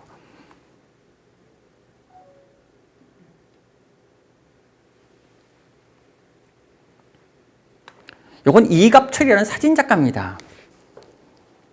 예, 이갑철이라고 사진 작가인데 보시면 이게 할머니가 있고요. 예, 꽃이 하나, 연꽃이 하나 있어요. 꽃이. 근데 이렇게 찍기가 쉽지 않죠. 이건 거의 무의식적으로 찍는 겁니다. 갑자기 가서 그냥 탁 결정적 순간이라고 까르타 브레송처럼 그냥 팍 찍어버린 겁니다. 여기다 딱 포커싱을 주니까 여기는 날아가 버린 거잖아요. 여기가 선명하잖아요. 여기는 지워져 버리고. 근데 뭔가 갑자기 먼 거리에 있는 사람이 집중되고 앞에 있는 꽃들은 지워지고 구름이 위로 확 번지면서 뭔가 간절히 기원하는 할머니의 모습 같은 거. 자연 속에. 그 뭐라고 형용할 수 없는 우리의 그 토착신앙적인 샤먼적인 느낌, 주술적인 느낌 이런 것들이 확 번져나는 그런 사진이에요. 네, 저는 이런 사진이 그런 민화적인 맛도 있고 그렇다고 생각됩니다. 사진에서 그런 거 성취하기 쉽지 않지만 이건 이강이라는 작가인데 이게 종이에다가 아크릴이라든가 이런 물감으로 가지고 1월 골든도 같은 겁니다. 굉장히 힘 있는 그림입니다, 여러분. 물감으로만 쫙 칠해가지고 이 소나무도 보십시오. 꿈틀꿈틀거려가지고 이 기운이 신기가 있죠. 영험스럽습니다. 아주 에너지가 넘치는 작가입니다. 힘이 그림 자체에서. 이건 아주 젊은 작가인데 이미주라고 지금 부산에 있는 작가인데요. 이 작가는 원래 시각 디자인을 전공했어요. 회화를 전공하지는 않았습니다. 이건 자기 책상을 그린 겁니다. 자기 책상. 책상에 놓여진 여러 가지 사물들을 이렇게 책거리 그림처럼 그렸어요. 저는 이런 게 오늘날 책거리라고 생각해요. 이런 게. 예. 이게 얼마나 재밌어요. 이게 오늘날 책거리가 이렇게 돼야 되지 않을까요? 생각해 본다면. 자기 책상에 놓여있는 사물들 이런 식으로 쌓아오고 그런 겁니다. 여기 컵도 있고 뭐 여기 창문에 이런 스티커도 붙여 있고 컨센트도 있고 화병도 있고 뭐 여러 가지가 놓여 있잖아요. 이것저것 물건들이 막 쌓여져 있잖아요. 책도 이렇게 이거 책가오리처럼. 이거 색연필이에요. 색연필 종이에다가 색연필로 그린 겁니다. 아주 재능 있는 친구라고 생각합니다. 저는 이런 게 제 생각에는 동시대의 책거리 그림 아닌가라고 생각하죠. 뭐 이화정 선생은 워낙 유명하니까 이분도 이게 다 민화풍이죠, 사실은. 그럼요. 예, 화조에 이렇게 아이디어가 아주 좋으세요. 자기 집 서귀포에 있는 옛날, 지금은 아니지만 지금 이화정 미술관 짓기 전에 자기 작업실 그 풍경을 이런 식으로 해서 일상의 풍경과 접목시키는데, 이것도 일종의 책거도입니다. 예. 이정은이라는 이 동양화 작가는, 서울대 출신의 동양화 작가는 이게 뭐 책방, 헌책방, 요 미술 설적들만 팔고 있잖아요. 그 벽돌에다가 책대 해서 책이 쌓여져 있는데, 이거를 수묵채색으로 거의 사실적으로 그렸어요. 예. 근데 어느 맛깔나게 그렸잖아요. 아주. 뭐 대생이 워낙 뛰어나니까 잘 그렸는데. 이것도 이 작가, 내가 이게 책가도죠. 오늘날 책가도 아니겠습니까? 미술과 관련된 서적들만 쫙 한 건데 모아둔 겁니다. 그림은 굉장히 잘 그린 수준이죠. 그렇죠? 이 정도는 아주 잘 그린 수준입니다, 여러분. 이중이라고 원광대학교 교수를 역임해서 썼던 작가는 원래 수치화 작가로 유명하죠. 특히 이 작가는 뭐 무신도라든가 이런 걸 끌어들인 작가인데, 예, 아주 원색의 칼라를 동원해가지고 힘 있는 그림들 그리는 작가죠. 그리고 이진경이라는 작가입니다. 이진경. 덕성여대 회화과 출신인데, 여러분 인사동에 가면 쌈지 그 있죠? 그 쌈지 글 로고 디자인한 친구입니다. 이진경이라고. 여기 목숨 숫자를 갖고 그린 건데, 아주 문자와 이미지를 결합시켜서 그려내는 솜씨가 남다른 감각이 있는 친구입니다. 이것도 우리나라의 그 문자도를 재밌게 활용하고 있는 좋은 작가죠. 이희중이라는 작가도 홍대 서양과 출신이고 독일에서 유학하고 용인대학교에 있는 분인데요. 이것도 민화풍으로, 예, 산수와 문화풍을 결합시킨 작가죠. 요게 책거도입니다. 책거리죠, 일종의. 이게 임수식이라는 사진작가인데, 이 작가는 자신의 지인들의 책꽂이, 서재를 다 일일이 방문해서 지금 한 450명 정도 방문했다고 그래요. 그래서 자신의 지인 또는 이렇게 아름아름 집을 방문해서 이 책꽂이를 찍는 거예요. 책꽂이를 찍어서 한지에다가 프린트를 해요. 그런 다음에 그 위에 바느질을 한 겁니다. 바느질. 마치 9번 청생이 있는 작업이에요. 바느질. 이 바느질을 한 거예요. 그러면 우리가 누군가의 책꽂이는 그 사람의 취향, 직업, 가치관, 뭐 여러 가지를 엿볼 수 있잖아요. 이거 보시면 알겠지만 이 사람은 분명히 사진가겠죠. 그쵸? 직업이. 이 카메라도 있고 사진 책들도 있는 거 봐서는 직업이 사진가의 누군가의 그 작업실 내지는 서재를 방문한 것 같네요. 책거도 번호가 24번이니까 24번째로 방문한 그 서재 같아요. 이게 제가 보기엔 지금 책거리입니다. 너무너무 재밌어요. 이 작가도. 임수식. 이게 이제 이것도 민화풍으로 밥에 꽃을 그린 작가입니다. 이것도 이제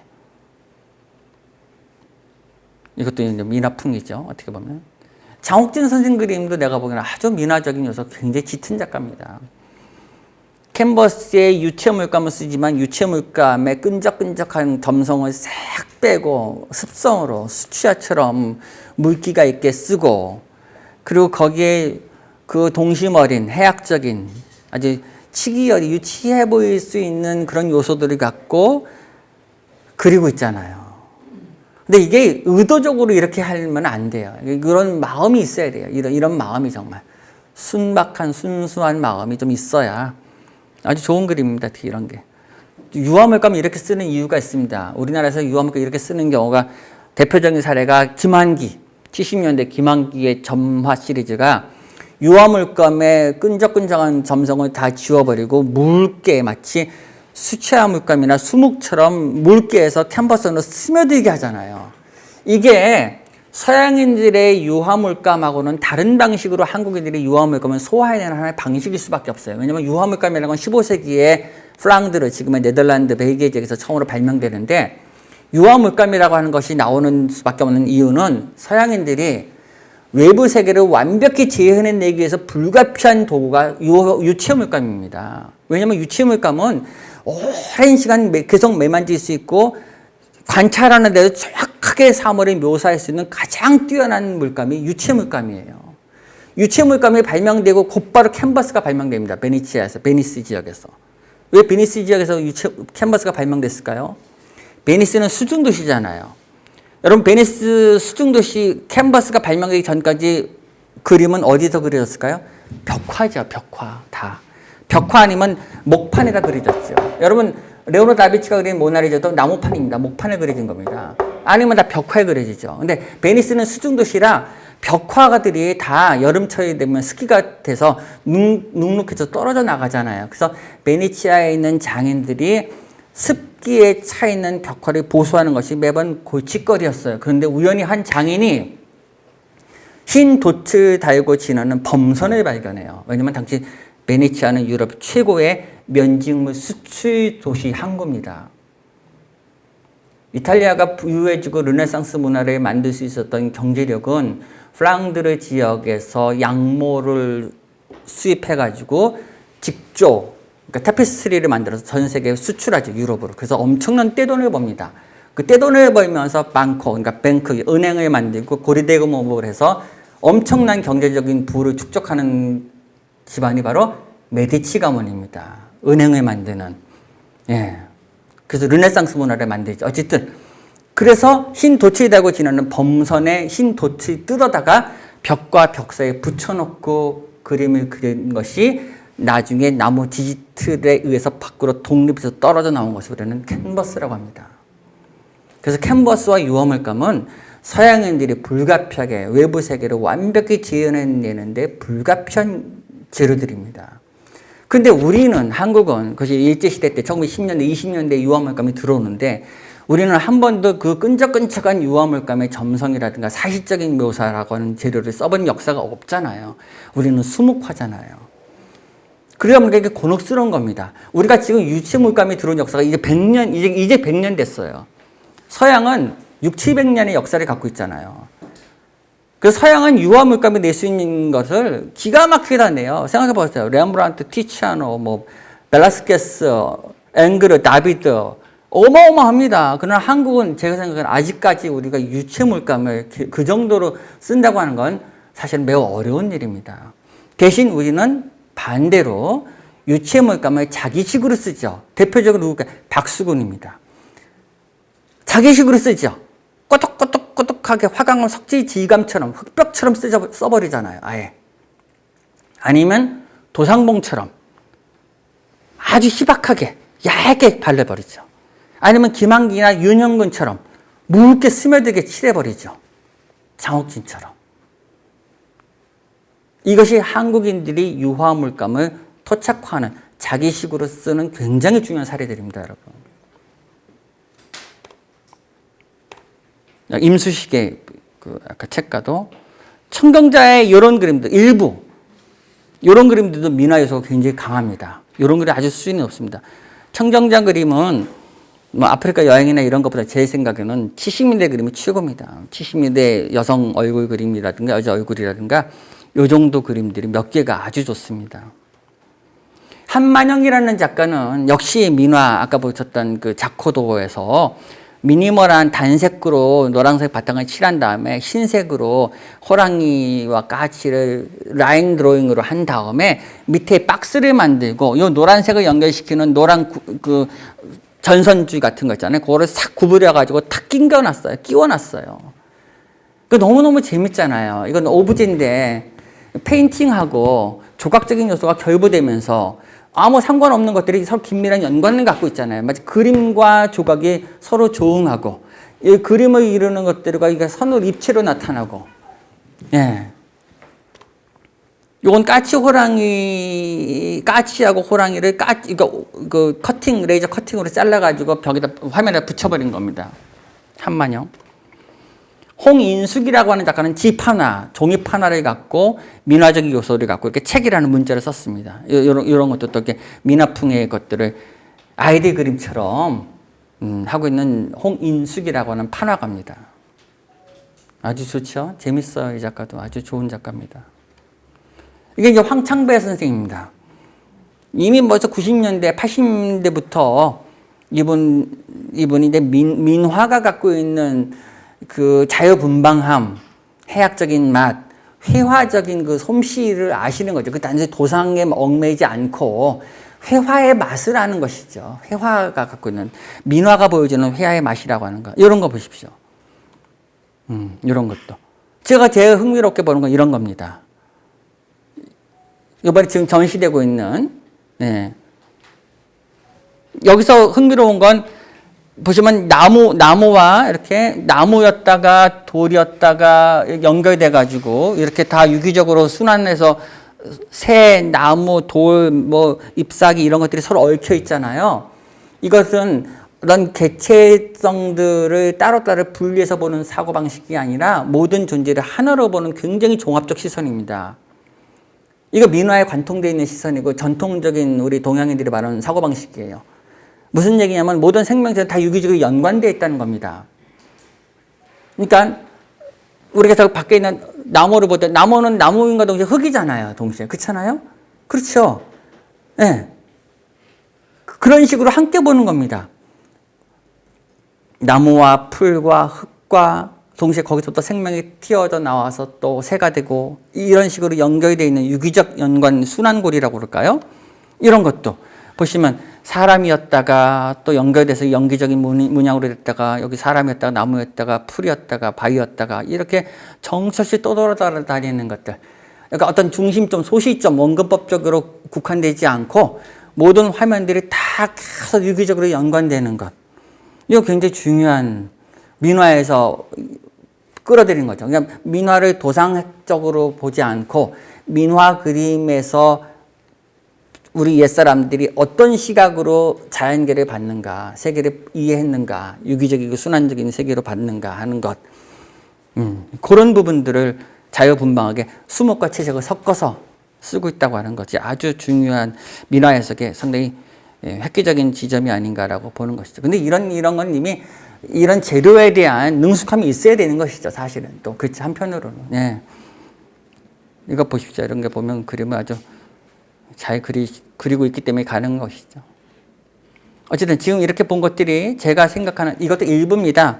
그러나 제가 생각하는 민화를 나름 흥미롭게 해석해내고 있는 한국 현대 작가들이 아닌가. 제가 봤을 때는 이런 작가들의 작업 세계가 그나마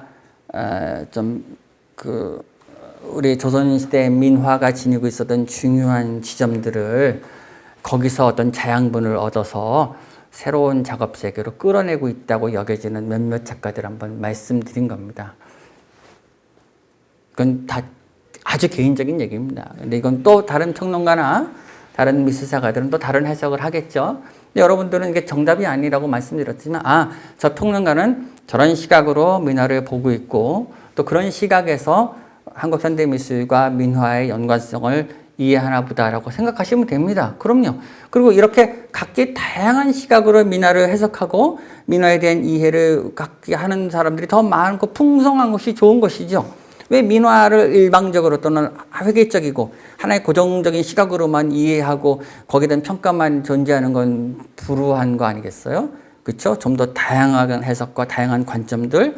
또 지금 우리 오늘 현대미술 작가들 보시다시피 얼마나 제 생각이지만 얼마나 다양하게 해석하고 있습니까? 그렇죠? 색과도 그렇고 풍경도 그렇고 흥미진진하지 않나요? 제가 봤을 때는 예, 관점의 차이인 거거든요. 그 주어진 텍스트를 어떻게 보느냐의 문제거든요. 그러니까 여러분들도 기존에 있는 민화를 좀 더 잘은 모르지만 여러분들 다 민화에 관심이 있으시고 민화 작업을 하시는 분들이라고 한다면 좀 더 좋은 민화를 찾아보시고 회화적인 퀄리티를 보시고 두 번째는 그것이 회화적으로 어떤 부분이 매력적인가를 볼 수 있는 안목이 있으셔야 됩니다. 안목이. 좋은 민화를 잘 찾아서 보고 그 뛰어난 회화적인 매력이 어떤 것인지 그리고 그 민화 안에 어떤 매력적인 부분들이 있는지 그런 것들을 어떻게 새롭게 해석해낼 수 있는 고리를 어떻게 걸 것인가라고 하는 것들을 고민하셔야 된다. 결국은 그것은 또 하나의 그림이기 때문에 그것이 매력적인 그림으로 풀어나갈 수 있도록 여러분들이 더 많이 보시고 그리시고, 그리고 아까도 말씀드렸지만 어떤 모범적인 틀 규범으로만 국한해서는 안 되고 직접 자연을 보시고 살아있는 생명체를 보셔서 몸으로 체득하셔야 되지 않을까라는 게 제 개인적인 생각입니다. 감사합니다.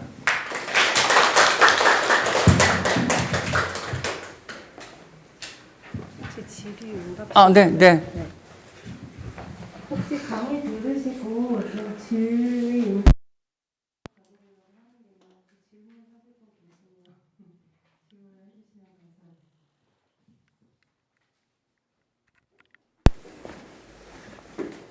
네. 들으시다가 궁금하신 게 있거나 평소 여쭤보시고 싶은 게 있으시면 얼마든지 말씀하세요. 네. 안료에 대해서 굉장히 궁금한데요. 네. 세상에서는 유화, 네. 오랜 역사를 가지고 있는데, 지금 이제 여러 안료들이 시중에 여러 안료들이 나와 있지만, 이런 안료는 추천하고 싶다. 네. 이런 안료는 추천할 만하다라고 생각하시는 분이 있습니다. 추천할 안료는 없습니다. 죄송합니다. 제가 전문적으로 그림 그리는 사람이 아니라 안료가 어떤 걸 추천한다 이런 건 없고요. 좋은 안료를 쓰셔야 되겠죠. 네. 글쎄, 그건 제가 어떻게 뭐라고 말씀드리기 어렵겠네요. 근데 그림은 결국은 물질로 드러나는 거잖아요. 무슨 얘기냐면 우리가 미술의 많은 주제에 대한 얘기도 하고 그렇지만 주제도 중요하지만 결국은 그림은 물질로 밖으로 이렇게 표명되고 외화되는 거잖아요. 과도한 주제에 휘둘리지 마시고 저는 좋은 그림을 그리는 것을 항상 회화의 퀄리티를 생각해 두시면 좋겠어요. 주제는 알리바이에 불과하다.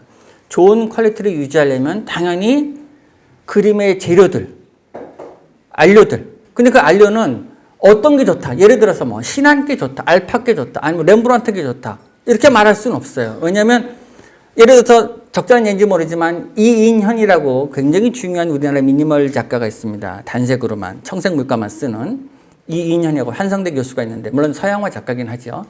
그분은 오로지 윤형근 선생처럼 윤형근이라는 작가처럼 캔버스 표면에 블루 물감만 쫙 삼투시켜가지고 회화를 하는 참 좋은 작가예요. 근데 그 작가가 블루만 쓰기 때문에 웬만한 전 세계에 있는 모든 블루색 물감들이 거의 다 실험해서 써봤다는 거예요. 그런 결과 드디어 자기한테 맞는, 자기만에 맞는, 자기가 원하는 쫙 적절한 시간에 스며들고 응고돼서 원하는 색조, 톤을 내는 물감을 발견했대요. 그게 신한이더래요. 허망한 거죠. 그러니까 무슨 얘기를 하고 싶으냐면 자신이 써봐서 자기한테 맞는 안료를 찾는 수밖에 없는 겁니다. 그 시행착오가 있으셔야 됩니다. 그렇죠? 네. 그런 어떤 작가들은 홀베인이 맞을 수 있고, 예를 들면 유화라면 홀베인이나 렘브란트를 쓰는 분도 있고, 동양화 일제를 쓸 수도 있겠지만, 그거는 써보셔야 되죠. 모르겠습니다. 먹도 그렇고, 채색도 그렇고, 여러분들이 석체든 분체든 써서 자기가 맛이 나는 뭔가를, 그렇게밖에 제가 말씀드리기는 없습니다. 네. 제가 질문드리고 싶은 것은 교수님이 생각하시는 현대미술에 있어서 한국화다 아니면 서양화다 민화다 하는 그 경계성. 네. 적어도 민화를 하는 사람들이 그래도 조금 더 현대적인 민화를 하기 위해서 그 경계에 대해서 어떻게 생각을 하시는지 좀. 경계요? 네네. 어떤 서양의 경계? 그러니까 저희가 민화를 한다. 네네네네. 민화를 갖다 알겠습니다. 할수 있고. 중요한 말씀이십니다. 근데 지금 그 적절한 답이 될지 모르지만 제가 오늘 보여드린 그림 작업들이 아마 거기에 대한 약간의 힌트가 될 것 같아요. 오늘 보여드린 거는 장르가 없었어요. 사진도 있었고 판화도 있었고 심지어는 그쵸?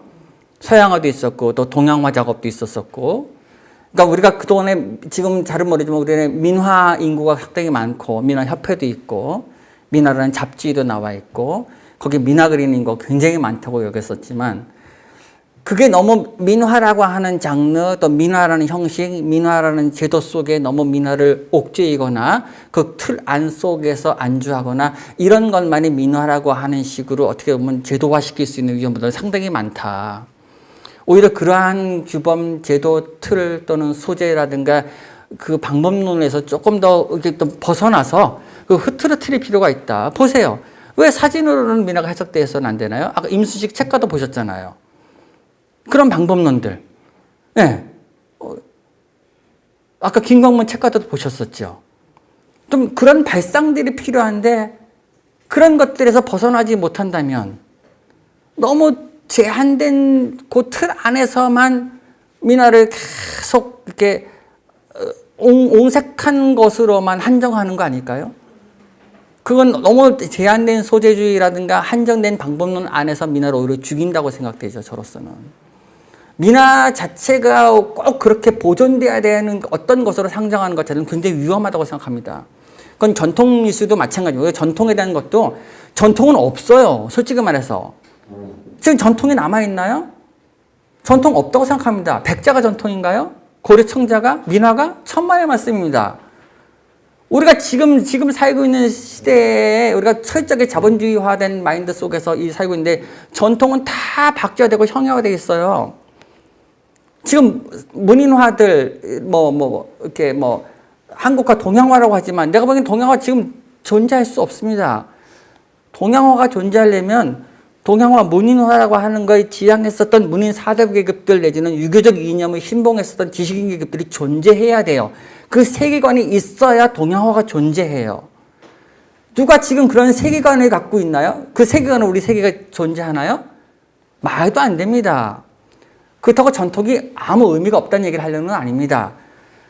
이미 있었었던 것을 그대로 유지하는 것을 전통을 보존한다고 하는 생각이 망상이라는 겁니다. 그것이 이전에 이미 있었었어요. 그러나 그것이 왜 있었는지, 그것이 어떤 맥락에서 존재했는지를 정확히 안 다음에 완전히 달라진 이런 시대에 그것이 오늘날 어떤 방식으로 환생될 수 있는지를 고민해야지 되겠죠. 지금 아트페어 가보면 큰 다랑아리를 제대로 그려놓고 전통을 계승한다고 너무너무 답답하다고 생각합니다. 그건 전통을 죽이는 겁니다. 제 생각은. 전통을 형용화시키죠. 박제화시키죠. 그건 너무너무 어리석은 일이라고 생각합니다. 제가 지금 오늘 보여드린 작가들은 최소한 좀 그런 데서 벗어난 작가들이죠. 전통을 고정시키거나 박제시키는 것은 매우 위험한 일입니다. 전통은 계속 뜯어먹어야 될 텍스트들입니다. 끝없이 여러분들이 그것을 갖고 계속 이런저렇게 뜯어먹어가면서 새로운 식으로 그거를 확장시키고 해석해내서 어쨌든 벌려놓는 것이 필요하다.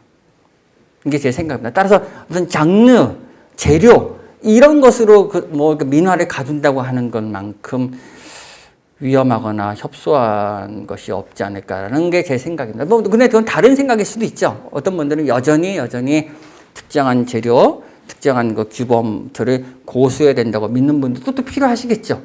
근데 그거는 서로 입장의 차이니까 그런 분들도 있고 또 저 같은 사람도 있고 그런 것이죠. 어떤 게 옳다고 말할 수는 없습니다. 또 질문 있으시나? 네. 안목을 키우려면 어떻게 해요? 네, 중요한 말씀이십니다.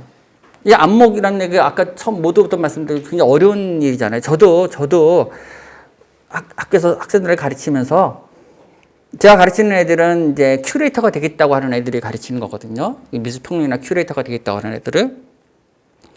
근데 모든 미술사나 미술 이런 공부는 궁극적으로는 그림을 정확히 보는 눈을 갖기 위해서 우리가 공부를 하는 겁니다. 미술 자체가 목적이 돼서는 안 된다고 생각합니다. 근데 그림을 정확히 이해하기 위해서 불가피하게 미술사 공부가 필요하기 때문에 하는 것이지 이론 자체가 공부는 목적은 아닌 것이죠. 근데 좋은 작품을 어떻게 분별하느냐는 참 어려운 것 같아요. 저도 매우 주관적이고 자의적일 수 있겠죠.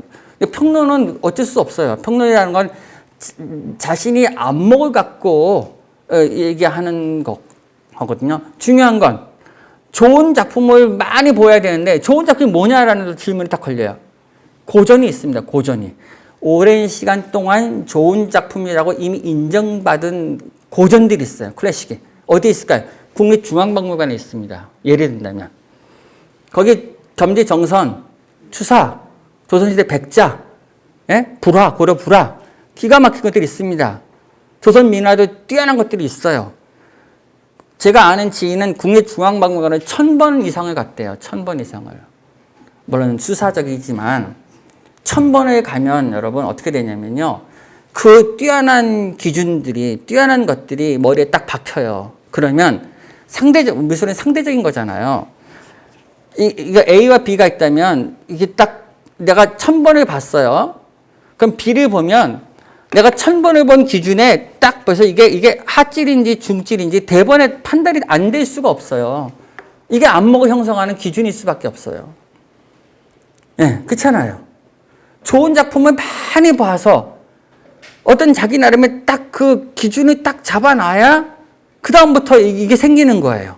근데 이걸 기준을 안 잡아놓으면 중구난방이죠. 뭐가 어떤 게 좋은지 모르는 거죠, 막. 그래서 중요한 화집들, 중요하다고 여기는 좋은 화집들을 클래식 고전을 일단 보셔야 됩니다. 민화도 진짜 뛰어난 민화들만 골라서 보셔야 돼요. 일단 여러분들이. 예, 그냥 뭐 이렇게 허접한 민화 보지 마시고요. 그게 중요합니다. 국립중앙박물관 1000번을 목표로 다녀보십시오. 리움, 호림박물관, 네, 호림박물관 신사분관 가면 좋은 도자기도 16세기, 17세기, 18세기 다 연대별로 있잖아요. 그걸 도자기 표면을 한 1시간씩 한번 들여다보세요. 그러면 17세기, 18세기 도자기 백자 표면만 한 1시간이나 2시간 보면 그 다음에 인사동이라든가 장안평 가서 다른 백자 보면은 색깔이 틀려요, 벌써. 그럼 이제 구분이 좀 갑니다.